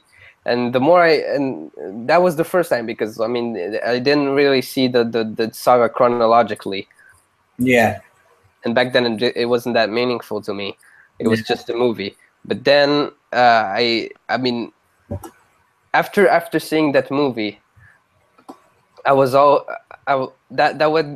the movie that got me into Star Wars. And then I saw the rest of the movies, and now I basically get it. You know, I mean, it's my experience with Star Wars is well, let's say that if it wasn't for Revenge of the Sith, I wouldn't be on the stream today. Fair enough. Yeah. So yeah, like you said, Order 66, great plot twist, great stuff happening. Yeah. Obviously, we know, obviously, from a certain point of view, obviously stuff happens for a reason. We know the reason. Obviously, what Anakin done, or eventually what Palpatine does. Yeah. And like you said, it's just an unexpected plot twist if you're from a certain point of view. Like if you haven't really seen it, it's different. But if as fans, you know what's coming, because obviously, like we said, the Jedi that get killed, Cali Mundi, we see get killed. We see Aayla Secura. So obviously, we see Cali Mundi get killed by his commander Bakara and his Galactic Marines on the planet Mygeeto. And the interesting one that I learned a bit more information about was the death of Aayla Secura. Commander Bly and his regiment. I think they wanted to kill her quickly because they respected her so much as a Jedi General. So they just wanted to get it over. Oh, that was in Battlefront, wasn't it? Yeah, they just wanted to get that done as possible. Also, we see Yoda is stunned by the event. Master Poe gets killed. Stas Sadie gets killed by Commander Neo. And then we see that little scene where Yoda expects Gree and another clone troopers up to something, and he does a flip and decapitates both their head off. And it's just awesome. Like little Yoda, he takes no shit from no one. And we see Chewbacca and Tarfalling escape, which is always a nice sight. And then we see clones killing younglings. We see Anakin killing all. Well, we don't see him killing all the younglings, but we just see Master Skywalker. There are too many of them. What are we gonna do? That scene was heartbreaking. That's actually heartbreaking to think how dramatic he would go to please his master. So I think Benjamin 2000 says, imagine just walking around Coruscant and Mace Windu just following in front of you. I mean, I think going back to that scene, what I mentioned, Anakin killing the younglings, certain Star Wars fans may have a different opinion on him, thinking, oh, he's a monster for killing children. But obviously, that is what he's like when he was twisted and turned to the dark side of the Force. Yeah, I mean, he could have easily kept them alive and brought him and bring them to Palpatine and turned them to the dark side as well. Make them. It could have been like young Inquisitors. Yeah. But like, I mean, I guess their death was necessary. Yeah, and you know what? I mean, who cares? Poor young. They were children anyway. They were racist. Also, you see Bail Organa escape with the help of Zat Jocasta. Jocasta, the librarian from the Clone Wars, that was her son. And fun fact, the kid who actually played Zat Jocasta, that is actually George Lucas' son of George Lucas, yeah. Yeah, George Lucas' son. So we see him kill a couple of 5 of the first clone troopers.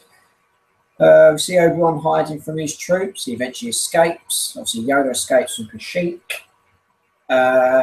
Obviously, Anakin is lying to his wife about the Jedi taking over. And then Yoda... He's not lying. He's saying his point of view of the matter. He is talking crap. Also, you see Yoda and Obi-Wan helped by Senator Organa. They go back. It could be a trap. So obviously the scene we mentioned earlier on about the deleted scene, they go back to the temple. Bail Organa is expected to be back with the Senate.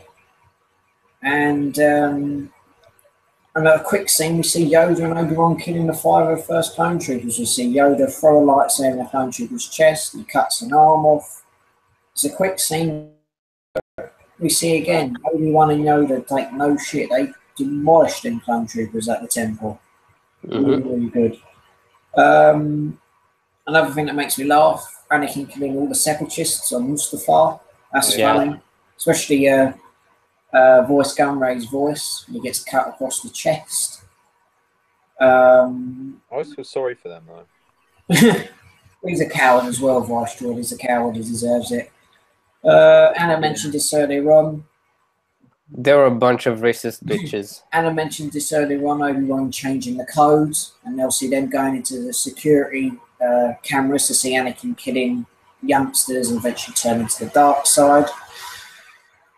Obi-Wan is obviously hesitant to kill Anakin, but Yoda says you're not strong enough to kill Sidious and everything. And then obviously we see Obi-Wan discussing stuff with Padme, like Anakin is the father, like Obi-Wan knows that he is the father. I don't know if he's suspected it for a while. What do you guys think? Do you think Obi-Wan suspected? I know that. Well, Anakin is the father, isn't he? I'm so sorry, but... And, yeah, what do you think? Do you think he knew? Do you think he knew Anakin and Padme had a thing? Or do you think it was just expected when he went round there? Or... Kind of. I mean, I guess.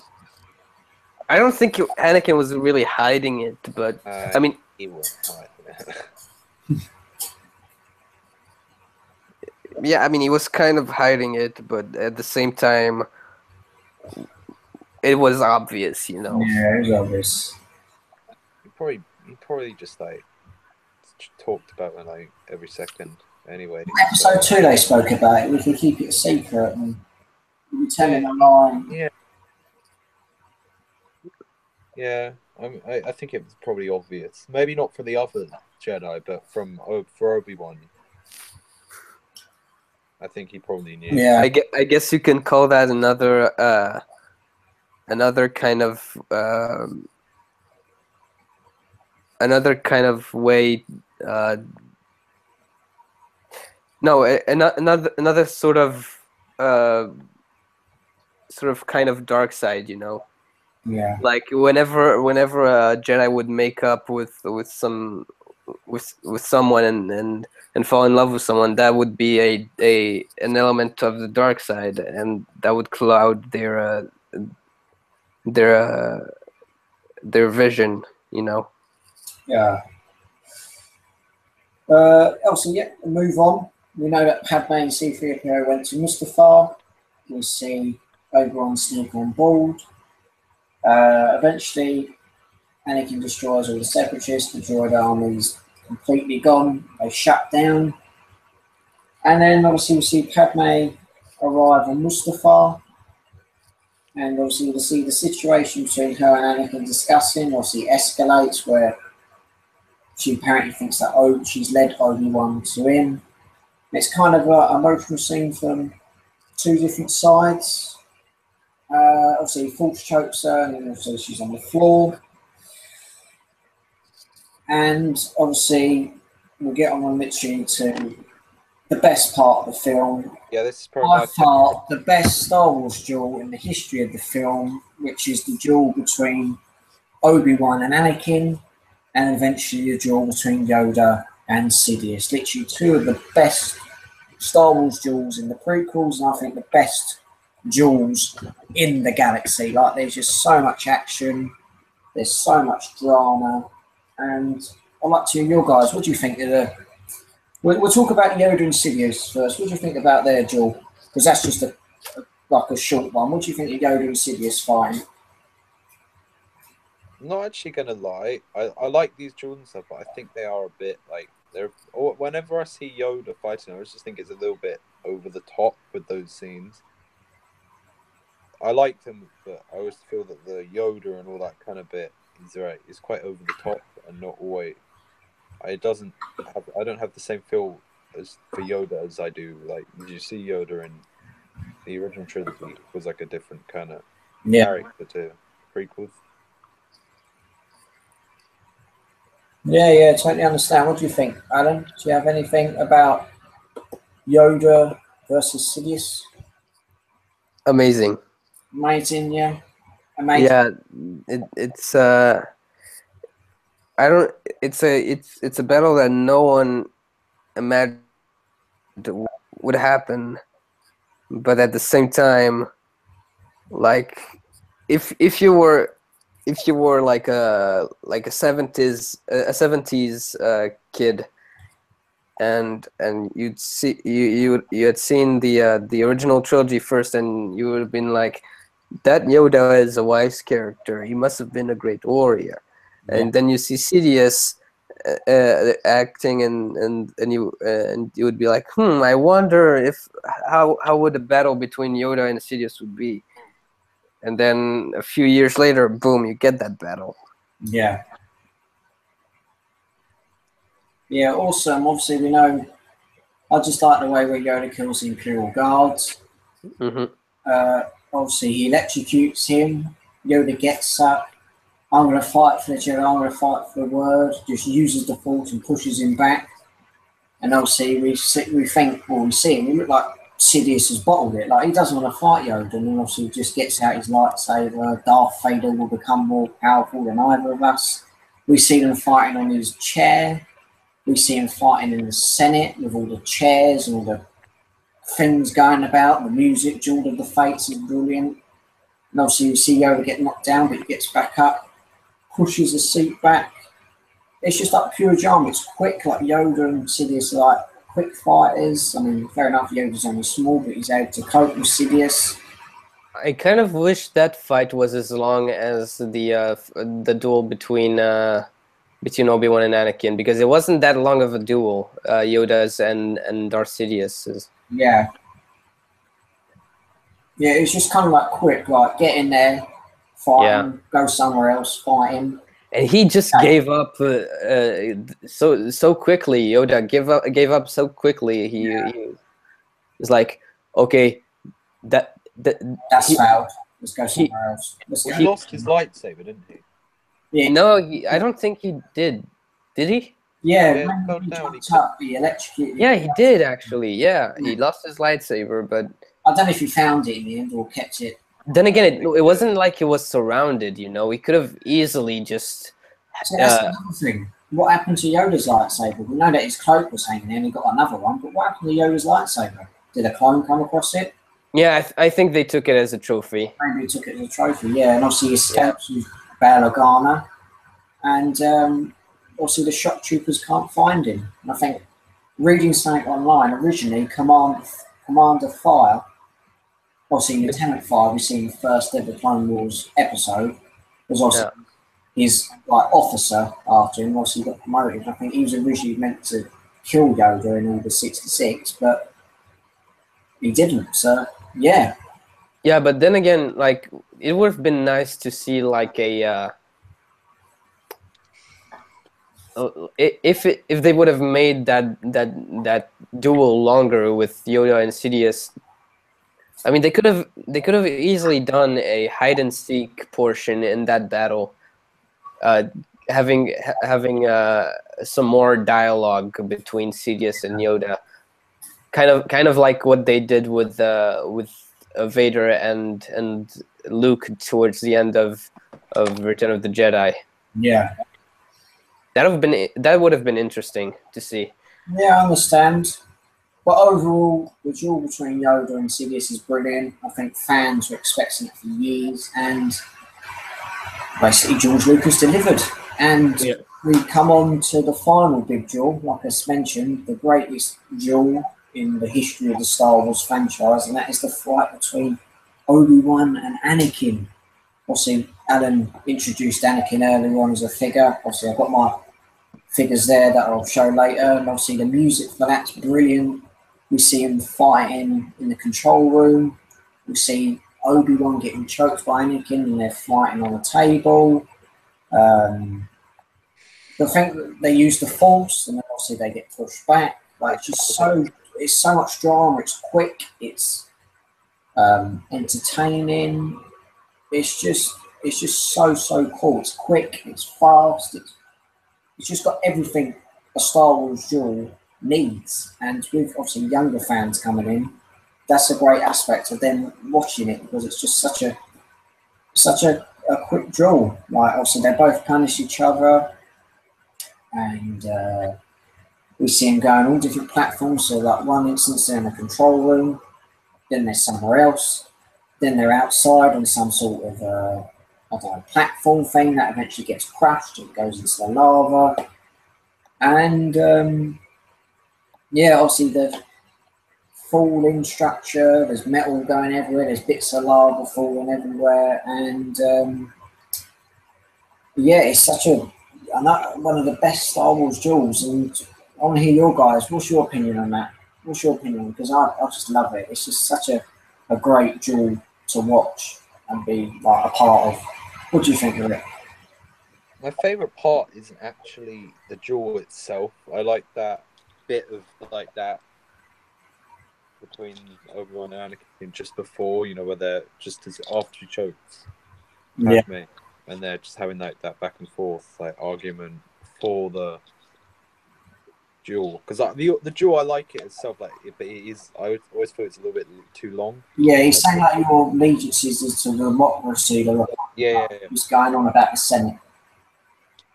I like that bit, but I always think the battle goes on a little bit when they start Tarzan swinging and they go jumping, but like running along the thing. I always think it gets a bit too far, but it is like good. It's just so good. Yeah. What do you think, Alan? I think that was hands down the the most impactful, most emotional, and the the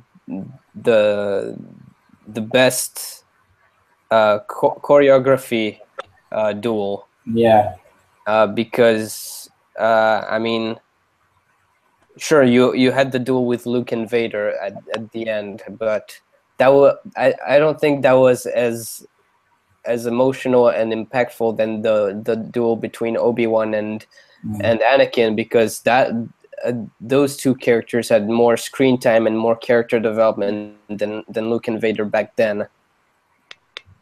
I think. they are brothers. They are brothers who know Yeah, each other's moves. They're so well drilled, and they're literally just fighting to stay alive. It's just, like I said, very emotional, and there's just so much drama to it, which is so great. And it's just, it's brilliant. Like the talk in between, eventually, what we know what happens to Anakin is good. You're just seeing like he's been twisted so far that Obi-Wan can't do anything more to get him back. Like he has lost his friend, he has lost his brother in a way. Like he can't do any more. So the best thing to do is to either kill him or destroy him in some way. And obviously, he mentioned it. He had the higher ground, and obviously, Anakin from his teaching, he didn't know, and obviously, he does the flip. We know that he gets both his legs chopped off and his left arm chopped off, and obviously, he's eventually scarred until he gets his prosthetic limb. But like Alan said, I think the most emotional part about that scene is obviously when he's lying there. He's helpless. He's just falling down into the lava, and yeah, it's just so emotional. Like you, and my brother Anakin, I loved you. Obviously, he took his lightsaber and eventually gets burned. Like it's just so much emotion that some fans can't handle. I mean, fair enough, it's only a film and everything, but it's just so much emotion. It just shows you how like how attached we have become to these characters. I mean, fair enough, it's make believe, but it's just like a real person. Like you are attached to this character. You can sense when you know what they're feeling. What do you think of that? Very emotional scene when Anakin gets burnt and eventually, literally just he's done until what happens after. yeah. That was heartbreaking. Mm. Anything else to add on, Lewis? Add on any more detail? It's always it's interesting how like you can imagine before you knew like before the movie came out and everything you never know how why Darth Vader's in the suit, and it Yeah. kind of gives you the No, you've come to terms to see what has happened to him. yeah. That also, fun fact, that they actually teased Anakin turning to the dark side in the trailers for the movie. Oh yeah, the trailer is awful. That was awful. It's Why did I do terrible, that? Sure, yeah. The thing. terrible trailer. Yeah. Thank goodness I didn't watch the movie when it came out. Yeah. Do you know what is worse though? Have you got the new Blu-rays? Like the Blu-rays just for the you know when they re-released the first time they released them on Blu-ray. Yeah, back in 2011. Yeah, the menu for the Blu-ray, they literally show the whole movie on the menu. Like it does like a little rotating thing on the menu. I was going to put it on my story on Instagram, but That's straight up stupid. Yeah. it just shows the whole story. Like it like kind of show. You know how on the DVD menu they'll show like scenes. Yeah. Yeah. That shows scenes, but it just goes through the whole movie and the scenes. Like the revenge. The I was watching Return of the Jedi the other day, and on the Return of the Jedi, one of the scenes they show is like the Death Star blowing up and Darth Vader's helmet being removed on the DVD menu. Oh my god. That's that's bad marketing right there. I mean, I guess if it's the Blu-ray, I'm guessing they expect you to. Yeah, I mean, I guess. Weird. I have the DVDs. Yeah, I've got mine as well. So yeah. So yeah, obviously we see Anakin saying he hates Obi-Wan, mentioned about his brother. We see obviously Obi-Wan leave with R2, 3PO, and Padme. And eventually we see Palpatine or Sidious go to the planet, and shock troopers eventually find him, and he's literally just helpless until Sidious comes alongside him and rescues him. I have a Lego set that is the transformation of Darth Vader. Hold on, his helmet is kind of dusty, but yeah, that's the scene. I've just got to go to the toilet, so I'll be back in a minute. Yeah, so that Lego set here is supposed to be recreating the scene where they bring Darth Vader to the medical room or whatever, and they put the suit on him, and the feature in the set is basically you have burned Anakin right here, and then there's a lever here, you pull it down, and then you turn it, and then there's Darth Vader rising. And there's also a feature where you can put his helmet like in the movie, so let me show it to you in just a second. You basically remove Vader's helmet from his head. You put it at this little mechanism right here. As you can see, this is the mechanism right here, and you basically do this, and you put his helmet on. Then you detach it, and boom, you have it like in the movie. I really like this set. That's why I picked it up, because of the minifigures, because that's the cheapest way to get the new version of Sidious and Darth Vader, and also this burned Anakin is just an amazing figure.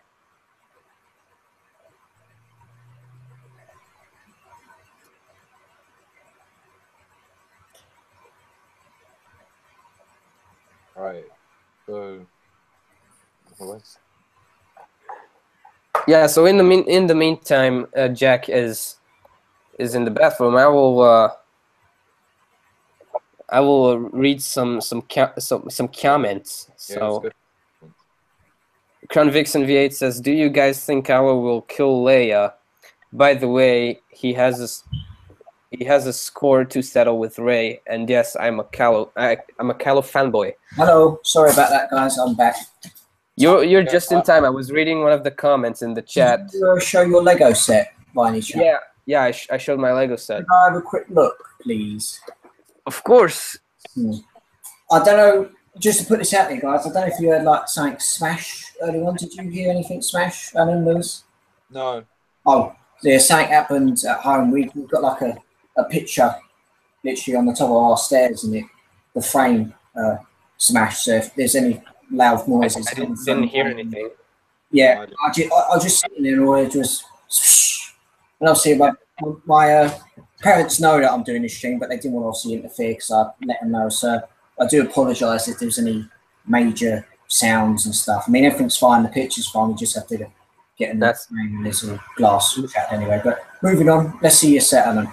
That's all right. But yeah, so since we're talking about this scene, this is the Darth Vader's transformation set that came out this year, and you got the droids, you got you have Palpatine, you have Anakin, right, or Vader right here. You have the droids that will later be destroyed by Vader, and so then the main feature of the set is there's this lever right here. Yeah. And you pull it, and that's sick.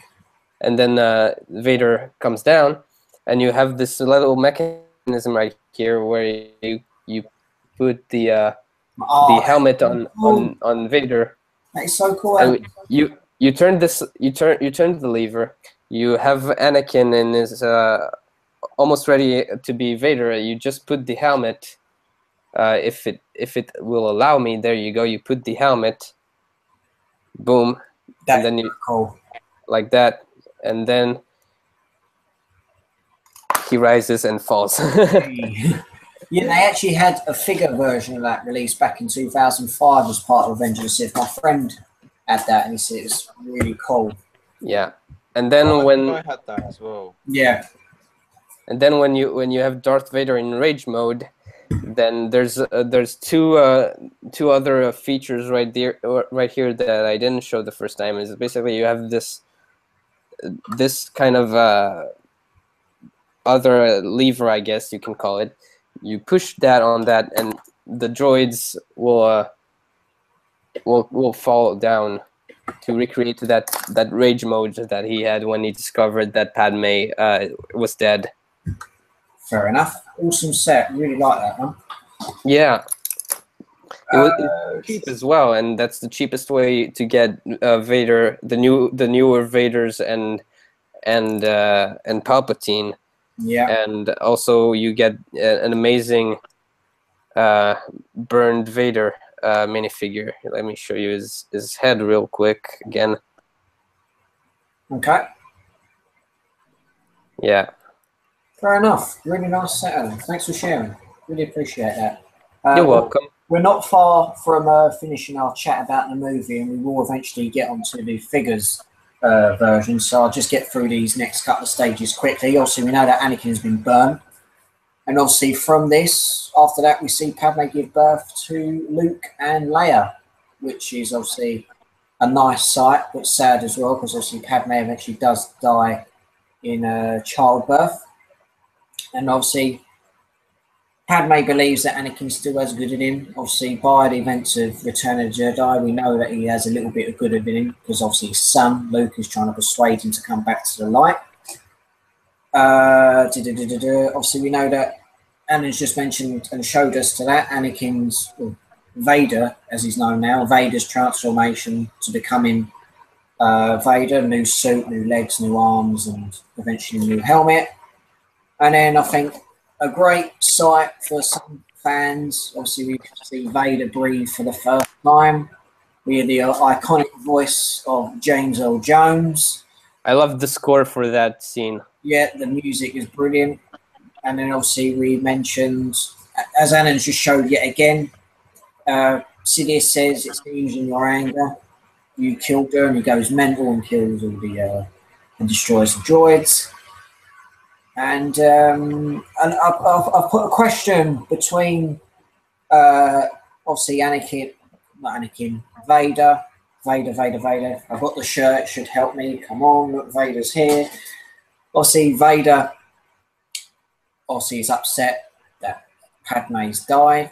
And like I said, the question that I've put between the Balagan bit and the Vader bit is, do you think, this is a question that I've put, do you think Sidious wanted Padme dead in a way for Vader to become more stronger instead of having an attachment? Or do you think it was all a big lie to get Vader and push Padme to the side? Wasn't it that was kind of finished her off anyway? Yeah, I mean, obviously Anakin used his anger to kill her, but do you think Palpatine had some sort of... Yeah, I think Yeah, that was his plan from the beginning, man. Yeah. That's why he planted those dreams in him in the first place, because he knew he knew that at some point he wouldn't know what he was doing, and he would straight off unintentionally kill his wife. Yeah.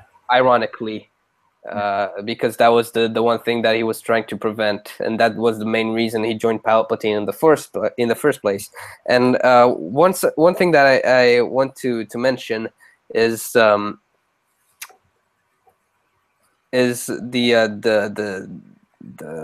parallel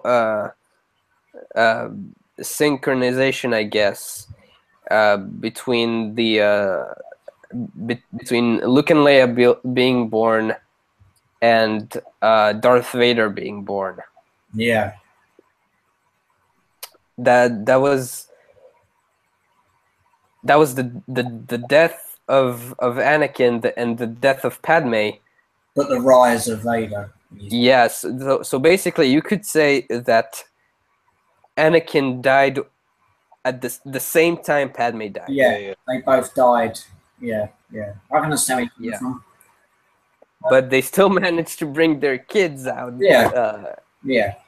So that also is a good is a good kind of that was a remarkable thing that they did there, because they kind of killed one of the they killed the last hope that the Jedi had, but at the same time they brought another one, and that kind of mirrors back to that moment when Obi-Wan and Yoda were on Dagobah in Empire Strikes Back. You mean? And Obi-Wan says about Luke that he was their last hope. Yeah. No, there is another. And Yoda says, no, there's another. Yeah. Obviously, moving on. Sorry about that. I was thinking something else. Obviously, we know that Bail Organa adopts Leia, and Obi-Wan takes Luke to his aunt and uncle on Tatooine. Bail Organa orders Captain Antilles to wipe C-3PO and R2-D2's memory. So poor on 3PO and R2. That's hilarious. 3PO, isn't it? Yeah, I think it's just 3PO. Yeah, I think they backed R2-D2's somewhere up. We get a little chuckle from R2. Obviously, Padme's funeral on Naboo. We only see a glimpse of Jar Jar Binks, thank God. Don't want to see that weird fucking creature. We see the necklace in the film that Anakin obviously holds, and then we see her buried with it, which is sad and emotional in a way. And then the last glimpse. Yeah, and obviously the last glimpse of the villains, we see Darth Vader and Darth Sidious on an Imperial ship. And then we see kind of like a decent version of Peter Cushing as Grand Moff Tarkin. We see I've never got what that is. That CGI or is it? It was CGI, man. CGI because he died, I think, either in the 80s or 90s. Peter Cushing. There's that weird. Have you seen this? The weird render, like the promotion. You know, they did the action figure. There's like he had an action figure with a DC-15 carbine. Yeah, there's like the weird like render picture they've done of him, like a like a promotional image of Tarkin, and it's like a real person. I've never got. Yeah. If that is actually like a CGI, or if it's actually someone prosthetics. Yeah, that was a weird one. Obviously, like I said, you see in there, and the thumbnail for this video will be the end shot of Vader crossing his arms like that, and then you've got Sidious just looking at the Death Star being built. So that's kind of a good thing. Like if you've watched episode 3, you can go, they're building a Death Star.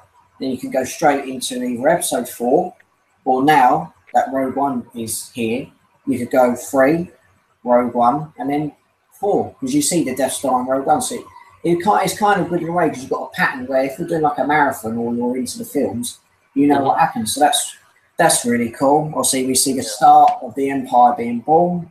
The music's brilliant as well. We see Bail Organa return to Alderaan with his wife. And obviously, we see Luke go to Tatooine with his aunt and uncle. Obi-Wan delivers. And it's a nice scene, really nice music, lovely backdrop. And obviously, we see that scene in a way where Obi-Wan's looking at him like that, and you see the shot, because we see it in Star Wars Rebels. We see Obi-Wan looking over at the farm to see like a young Luke running across. So it's nice that Rebels kind of got something from Revenge of the Sith to use it, and then use it in Rebels. So that's really cool. And obviously we see Obi-Wan walk away. The music's there, and A New Hope is born, and that's literally the end of the film. Like, that's just the end of the film. It's just a great film, and I like to hear your final thoughts on the film as itself, like what I've mentioned. What do you think? Do you think the ending was fine, or? It's kind of sad, to be honest, when that movie ended. If you're in the cinema, that was the last Star Wars. Yeah. Or obviously we didn't know about the new movies, but for the time being, that was the last Star Wars. That was the last, until we got Clone Wars in 2008. But yeah, like you said, Lewis, that was literally the last proper Star Wars film for certain people until new franchise come across. Yeah, I was really I wasn't caught up back then. Yeah. Star Wars wasn't a thing for me back then, and I sort of regret that, but at the same time, I mean, life is life. It's life, yeah. Yeah. I cut up with the good stuff. Yeah. And if I could go back in time and live that experience the right way, I would have. But yeah, I mean that was a good ending for Revenge of the Sith. Obviously, the title promised this, the movie. I'm trying to say something. The movie did justice for the title. That's what I'm trying to say. That it was the best movie out of the prequel trilogy. Yeah, totally agree. Yeah, I can understand what you and Lewis are saying. It's kind of emotional for certain Star Wars fans because obviously we didn't really know much about Clone Wars being made in the TV show. And it's kind of sad because I remember going to see it in 2005. I think it was released something like 19th of May, but released like a week later over in the UK. I went to see it at a cinema not far from where me and Lewis live in. Went to see it up at Saturn. It was, like I said, it was quite emotional for fans because also we didn't expect to get any more films, but it was kind of good in a way because the future of Star Wars was either getting better and better because obviously in 2008 we had the start of Clone Wars, we had the Force Unleashed game, we had new figures coming out, we had new merchandise, sideshow collectibles and all that lot, and eventually what Star Wars is now. So it's kind of good but sad in a way for certain fans. And like what Alan said, I agree. My literally ratings of the film would be Revenge of the Sith first, Attack of the Clones second, and Phantom Menace third. But it's the same, but backwards order. That's how I'd rate it. Revenge of the Sith is the best out of all of them. I think Revenge of the Sith, Phantom Menace, Attack of the Clones. What? Yeah, I don't know. I find Attack of the Clones a little bit unwatchable sometimes. Yeah, I don't dislike it, but it's I don't know. The problem with the problem with the Phantom Menace is that it had too much politics in it. Yeah, like we discussed that on the first stream we done on politics. Yeah. It was too much politics. Way too much, and it wasn't even important. Yeah. And I mean, it might have had some impact, but it wasn't as important as basically as the any other scene with the main characters as such as Obi-Wan and Qui-Gon and Anakin and whatever. But we're not talking about the Phantom Menace now. We're talking about Revenge of the Sith. Well, talking of Qui-Gon, I like the aspect where we see Yoda say he's got in contact with Qui-Gon, so that's kind of good in a way because obviously we saw that in the Clone Wars back in season 3, which was the oh god, what was the episode called? Yeah. It is somewhere. Yeah. I've got like season 3 Clone Wars, but it's got the episode list. Oh, what's it called? The Mortis arc. It was the here we go. It was the Atlar of Mortis, Ghost of Mortis, and the Yoda. Like literally, we see like obviously Yoda mentions that he can obviously talk to Jedi, so it's kind of good in a way. But we saw that in season 6 of the Star Wars. Like we saw it in the last 3 episodes of the Clone Wars. We saw like Yoda making contact with Qui-Gon. Yeah. It was kind of good in a way as well, hasn't it? Yeah, there was a deleted scene. Deleted scene, yeah. And literally the last couple of things about Revenge of the Sith, because literally we've been talking non-stop about strengths and everything. I've written down a couple of weaknesses because obviously there is some. Obviously, with you, Of what you course. feel that some of the CGI is bad, anyway, but Some Yeah. of the lines I've put down is some people feel that politics take over the film. Some people complain about, I don't know, like you said, the CGI, the camera angles and stuff. the Yeah, wipes, but you see, the editing, the Yeah, the editing and constant wipes and the the kind of yeah, yeah, but you see, you see, the politics didn't have as much impact in Revenge of the Sith as they did in the other two Star Wars movies. yeah. What? no, there's nothing Yeah. really. Just to get your final view on the film before we wrap up and show our figures, what are your weaknesses? Obviously, Lewis, do you want to start with you? What are your actual weaknesses on the film? Some of the line delivery, I guess, and the so it's kind of cheesy. Some of it's in a good way. Some of the lines and some of the dialogue, but there's not much. There's nothing wrong. Like the CGI, there's the odd part, but it's nothing. I guess, yeah. Some of it is a little bit rushed with the Order 66. You don't really get to see a lot of it. It'd be kind of cool to see Anakin in the temple, more of the clones and Order 66, and just the whole Anakin's kind of turn. Although it's built up through the last two movies and the Clone Wars and everything, the way he turns is very quite.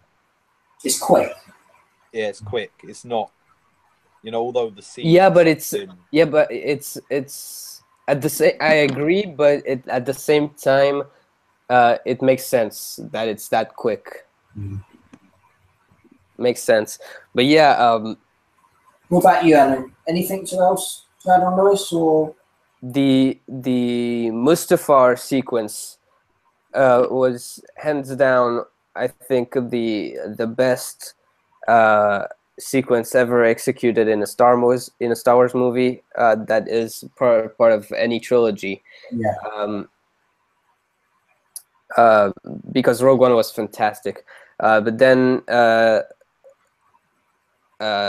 yeah, that was, I think they saved most of the budget for that Mustafar scene. Yeah. And most of the CGI for that scene. And yeah, basically they did an amazing job with that and yeah, that again, probably my favorite scene in the whole movie. Then Revenge of the Sith, the title itself, love the title. And now that I think about it, it would have been cool if they even made it a longer movie and added some Darth Maul in there, but because I mean that would also be a good opportunity for Darth Maul to get some revenge, and because he was a Sith and Revenge of the Sith, But yeah, you can't make a perfect movie, I guess. I mean, it was a good movie. It was an amazing movie. Yeah. I think it's like you said, one of the best. I give it a 10 out of 10. It's just, and even though Darth Maul wasn't missing, it was. I didn't really miss Darth Maul in that movie. It's just now that I think back, it would have made sense if he would appear there. Fair enough. Fair enough. But yeah, it's just like little moments in Revenge of the Sith that can be seen as weaknesses. But I really enjoyed Revenge of the Sith. Great film, best out of the prequels, and loved it. It's quite a rewatchable movie as well. Like when I watch it, I feel like I can watch it again. I feel the same for most of the Star Wars, other than Attack of the Clones. I don't ever have too much. Like, I never really want to rewatch that or Phantom Menace. But Revenge of the Sith, I can always rewatch it. Yeah. Definitely. Yeah, sorry about that. Yeah, just checking something. Yeah, fair enough. So yeah, we've spoken highly about Revenge of the Sith strengths. We've mentioned a little bit about their weaknesses. So that's been the Revenge of the Sith or the Star Wars conversations, Revenge of the Sith movie part. And before we sign off, in about 15, 20 minutes. Do you want to take a look at some memorabilia action figures? That's what the link and the bio says. So, should we talk about the Revenge of the Sith line first, the one that came out in 2005? yeah, if you want to talk about the line, and then we eventually go into our figures and then Yeah, memorabilia. So, if you want to start, Lewis, you want to start? that line is probably the main. That is the line that I started collecting Star Wars from. Like that was the line that was it was all reduced when I started collecting that line. So that was the line I tend to have a lot of figures from. So remember the old Grievous, the old there was like what main figures were there from there? There was a lot of clones in that line. Yeah, there's loads of clones. Like, if obviously you can see the shelf there, apart from like a couple of recent Black Series editions, most of them are like the original stuff. There's there was a lot of background characters in that wave. It was quite a long wave. They were quite action, like they had action features, a lot of them as well. Yeah. Like the clone armor, the dirt and all the stuff. Yeah. Really good. Yeah, it's kind of it's almost weird to think that, to be honest, the standard of figures we've got now are kind of just about the same or a little bit worse than what we had then. I mean, it was a good line, but the figures kind of we got like almost all of them were kind of they were quite play featurey, and it took we got the Saga. Was it the Saga collection after? Yeah, Saga collection. We had the Saga Legend. That kind of released some of them and refined some of the characters. We got the new Grievous, we got the new Anakin and Obi-Wan in that line. I'm pretty sure. Yeah, going back to your point, I think most collectors, say the new generation of collectors now, I think obviously some of them have missed out on certain stuff, but I feel that the Phantom Menace line of figures, decent but not the greatest. Attack of the Clones maybe getting bigger, but I think I hate the Attack of the Clones line. It's not. I don't know. They're all really. It's not great, but they're really weird looking figures. Like they're all in like crazy action poses. Like you can't do anything about it. Like the articulation is terrible. Yeah, and they've got those terrible lightsabers where they're made of metal. Yeah, they always break. I don't like them. Yeah, going back to your point, I think like the Revenge of the Sith figures, that was like the big line where Hasbro or the company making the figures really stepped up, like articulation, background characters. I think that was the road where the figures got better and better. There's a lot of figures in that wave as well. Yeah, after the Revenge of the Sith line, you had Saga Legends, Saga Collection, Legacy Collection, and eventually the Vintage lines, and then the Best line, which unfortunately I don't have many figures, the Vintage Collection. Yeah, I've got the figures. The 5 figures I've got are all from there. And I'm looking forward to when that comes out in 2018, so I can collect hopefully more. But yeah, the line of figures were decent. What do you think, Alan? What was it like? Did you collect many Revenge of the Sith stuff, or was it later on when you started watching Star Wars? So I only have 4 Revenge of the Sith figures, all from the Vintage collection. The first one is also the first ever action figure that I bought. The first Star Wars action figure that I purchased is Darth Vader himself before his transformation. Yeah. Nice. This is probably one of the best Anakin figures they've done. Yeah. Hands down the best Anakin minifigure out there.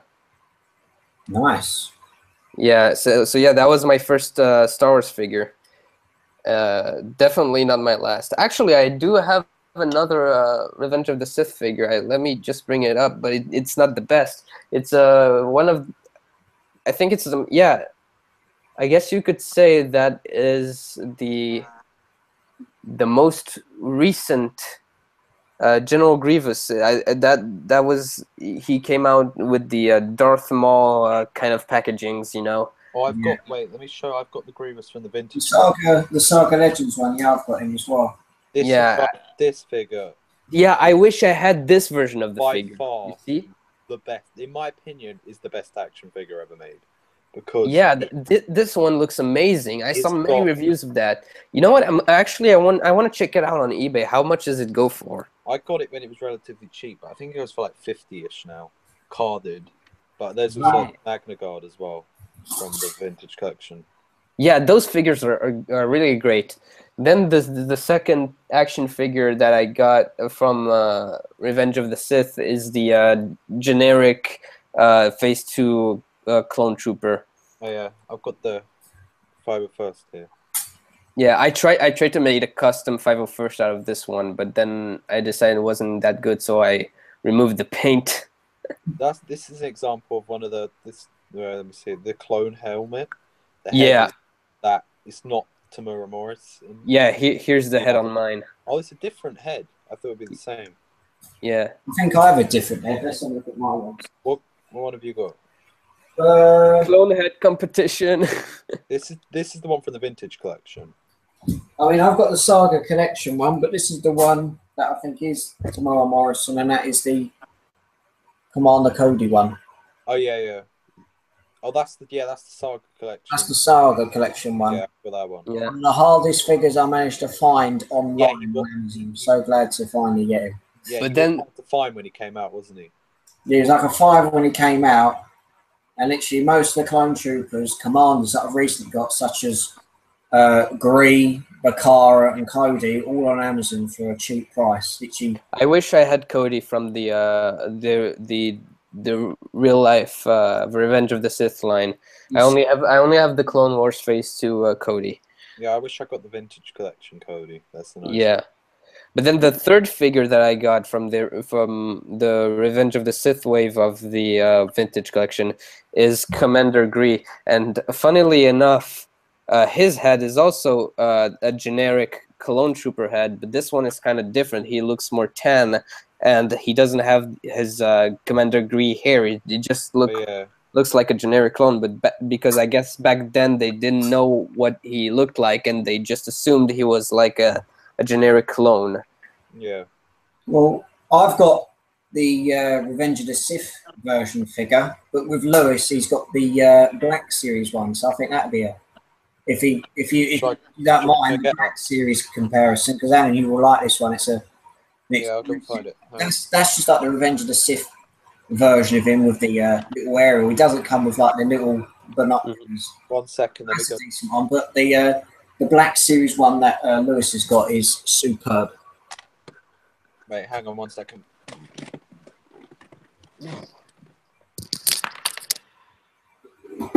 Oh, fall up.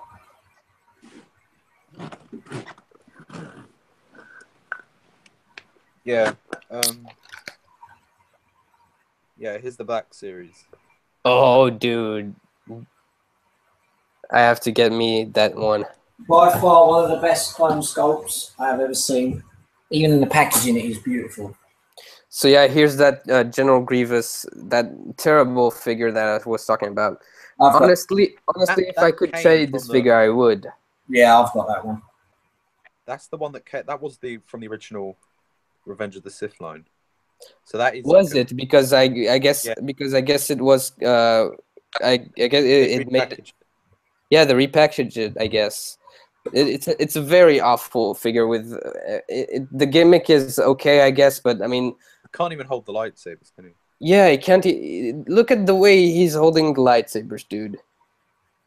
He doesn't even have any articulation in the arms, you know. That's very disappointing. Fair enough. That's one of that's one of my least favorite figures. But then again, like I you know what I got it. You know, I needed to have a realistic Grievous, and that's the one that was in the at the market back then. Fair enough. Yeah. Any more figures, or was that it? Oh yeah, the last Revenge of the Sith figure that I have to show is far the best I've got, and that's Darth Sidious. I want that figure. Yeah, I want that. Is a good figure. I've got the Yoda that goes with that. Oh, dude. I've just got the standard old version. But Louis, do you have this figure? No, I need to get it. I saw it on eBay. It was like £7 out of the box. Yeah, that's the deal that I picked it up. I have an old version of Sidious, but if you look at the cloak can be removable, so you can have him like that, and just the cloak and the hood. So That's a good one. That's a good one too. that's a decent one. Yeah. New Emperor, like a Return of the Jedi Emperor, because there really isn't a good 3 3/4 inch one. Yeah, I guess. Like a night. But let's see. Vintage collection Any more figures of general. Any more? The only one, the last one I've got is the Sakura. Yeah, Sakura. Right, I'm just going to quickly grab my laptop and see if I can give you a good look at my Revenge of the Sith figures. So I do apologise for the quality, but you can always check it out in the episode 3 shelf. Right, where are we? So I don't know how great that is coming up on camera, but you can see. Oh. Not very great, but it still looks good, man. Yeah, so obviously you've got the Jedi there and everything, like Anakin, Obi-Wan, Yoda, and that lot. Check out the actual video in Jedi Master 98's channel, where he has a video showing off this whole shelf. Yes, so if you want to see it in more detail, have a look. Did better. And despite with the Phase 1 clone troopers, the Episode 3 clone troopers in there. So you've got shock troopers, galactic marines, pilots, clone troopers, shadow troopers, 501st. You've got all the proper ones. I do apologise for the quality of the camera, but like Annan said, you can see that in the Revenge of the Sith shelf. So yeah, so I do apologise for that. So right now I'm on eBay, and the cheapest deal that you can get the vintage General Grievous in. First of all, there's some pieces missing on his chest, but there's 24 days left for that, and it's $19 US plus $23.90 for shipping. Wow, that's the cheapest deal you can get on eBay. I see. I'd honestly say this figure is worth like 50 though, because it is generally one of the best. I would say no, it is the best Star Wars. In my opinion, it's the best Star Wars figure. It's a repackage of the. I believe it's in another set, but they was do you know, Jack? It was in a 2-pack, I think, with It's a repack. I'm not sure. It's a repack. I think it came with Grievous, with like the Klesh Grievous without the armor. Yeah, I know the one you mean. I can't remember off the top of my head, but I know. It came without the cape, but this one comes, with the cape, and it has a blaster and the 2 lightsaber hilts as well as 2 ignited lightsabers. Plus the arm. So yeah, on things Grievous figures can do it. Actually, like it has like arms that can snap together, and then you can take the arms like apart. So he has 4 arms.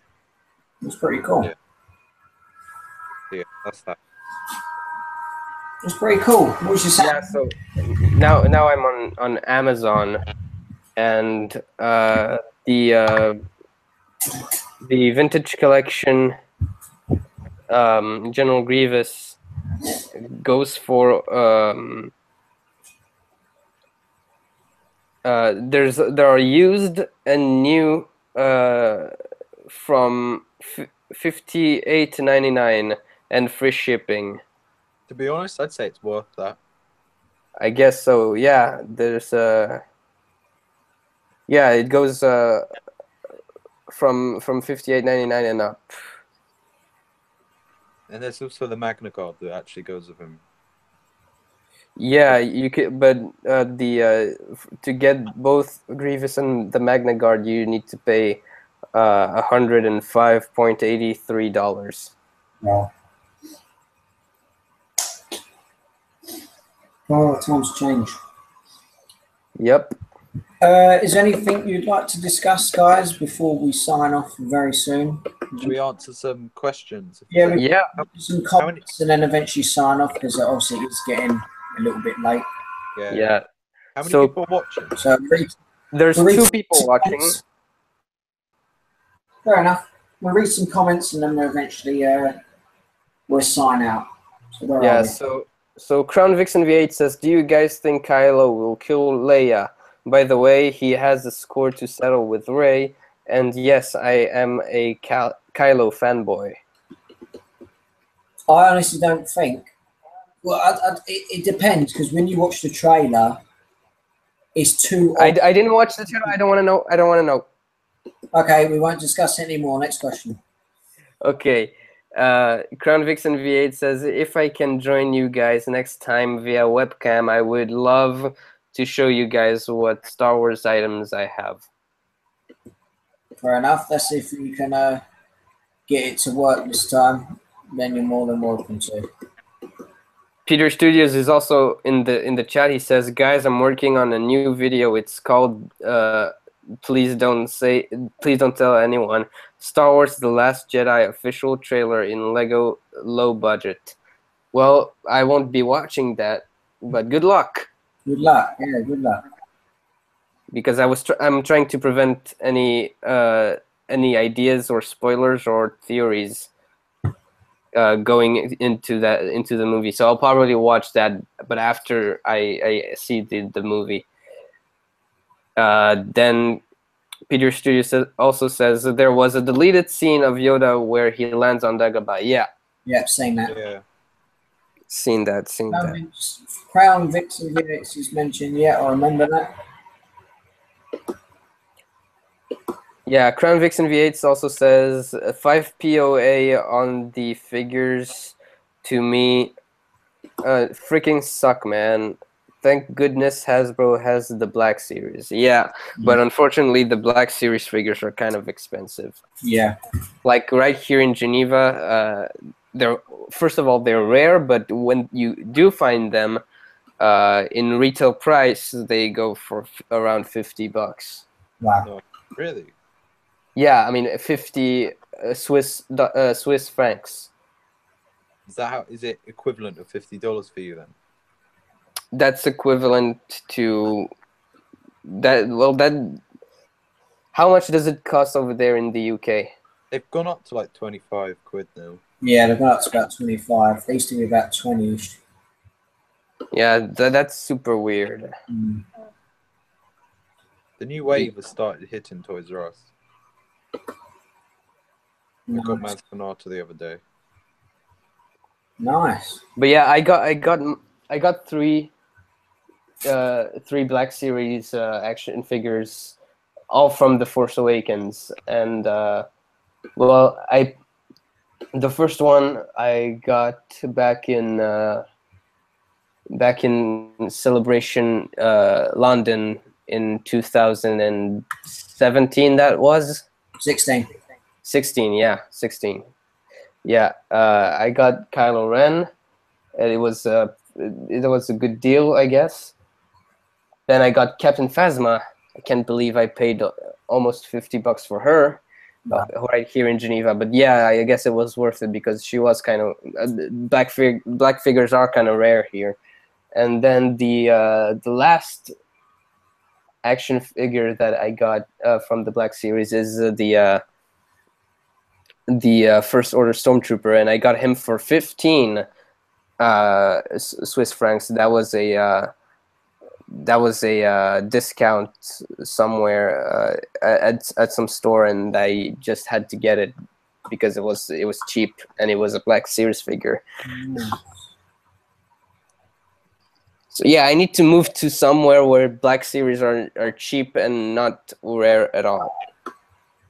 UK or US, one of them two. Yeah. They're not that. They're still pretty. They're not hard to find here, but they're like. I found the new wave when I didn't have any money, and like they're £25 a figure, and there's like 5 figures in the wave, so it comes to like 125 for the whole wave. So I've had to kind of I got one, and then I have to wait until get the others. Mm. It's like you can't like with the 3 3/4 inch line. You see them all. You know, it's like 5 figures. You can pick them all up relatively easily, and it's cheap. You know, you're not having to pay like triple. That's what I did last year. I picked up the entire wave one, and it was reasonable. Like instead of paying like say 100 and something, it was about 50 to 60. Yeah. But the good thing about it is I saved for that, so it pays off. So anyway, going to take a look at the chat. That's pretty much it for the chat, dude. Yeah, take a look at the chat, see if anything's happening, and then, like Alan just said, there's nothing there. So, are you gonna get Daniel East and Sith Lord to do a stream? Well, I hopefully like to get them on there in the future. I doubt I'll see if they are watching in the future. It'd be very nice to get them on. You could probably get. I've had a word with the Collector's Hut. It'd be very great to get him on here for a stream.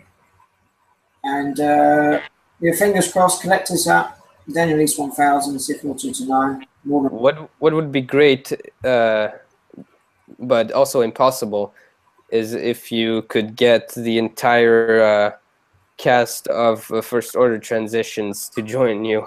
That would be cool if I could get that. They are our podcast. No, transmission. Yeah. Transmissions. I said transitions. Yeah. So where are we? So yeah, that's about it for the chat really, and the live stream. So I'd just like to say a massive thank you to all my guests, Louis and Alan. Thank you very much for being on this Revenge of the Sith live stream. Obviously, Alan's usually a regular on my live streams. So thanks to him. Hey, thank you for inviting me, man. It was a pleasure. It was awesome. Revenge of the Sith is one of my favorite movies, so it was a pleasure coming to your stream and discussing one of my favorite movies. So thank you for inviting me. More than welcome on the stream yet again. Big thanks to Louis, obviously making his debut on this channel. He's commented on my stuff before, and like I said at the start, we've been to various Force Friday mini events, which is so cool. So a big thanks to Louis. And my Instagram. Your Instagram, I'll be sure to put that in a link. It just occurred to me that you haven't actually made a live stream for Force Friday. Yeah, you didn't. We made a Force Friday haul last year. Yeah, but I mean for this year. This year, yeah. To be honest, I didn't really fancy it, if I'm honest. Didn't really. I guess. Fancy it. So yeah, thank you to every single person watching, either now or in the future, and yeah, big thanks to everyone. So like I usually do on most of my streams, Louis, where can people find you? Can they find you on YouTube, Instagram, Twitter? Where can people? I don't really do YouTube as much. I always have plans to do stuff, but I never really get it off the water. But if you ever want to see more of me, I have an Instagram which is @LegendofLouis, which will be in the comments, whatever, in the description. And I do like Star Wars pictures. It's not always just Star Wars, pretty much anything toy related. With the baseline is Star Wars, but yeah, toy photography and all that kind of stuff. So if you want to see that, then my Instagram is there. Yeah, that's it, really. Thanks for letting us know. And as usual, Alan, where can people find you? So people can find me on YouTube as Darth Akoko Productions. It says so on my name tag right below me. Then so yeah, you could definitely subscribe to my channel if you're interested in more live streams like this one and Lego stop motion animation videos. You can also follow me on Twitter to see to catch up on what's going on and what I'm up to, and also follow me on Instagram. Hopefully links to those will be in the description below, so you can check all that good stuff up. And Jack, where can people find you? Well, as the title suggests and the name, you can find me on YouTube as Jedi Master 98. You can find me on Facebook and Twitter as JediMaster98. You can find me on Instagram as my name, Jack Barrett. So give us a follow, say hello, and yeah, so that's been about it for the Revenge of the Sith live stream for Star Wars Conversations. Be sure to stay tuned for more Star Wars figure reviews, live streams, polls, unboxings, and trade reactions. Big thanks to all my guests, and thanks to everyone watching. And here's to the next one. So, Like and guys, subscribe. like and subscribe. Have a nice day. Keep. Wait, what's the next one? What's the plan? Have you done the original trilogy? No, that will be my next ones. I will be doing the original trilogy ones, and then eventually onto Rogue One, Force Awakens, and then eventually the Last Jedi, Episode 9. Are you going to try and do them all before the Last Jedi? Maybe. I'll see how I feel. So you're more than welcome to join. You're more than welcome to hang out. So yet again, thanks for watching, guys. Keep collecting. May the Force with you. Subscribe, and have a great day. Thanks, guys. Bye-bye. Bye.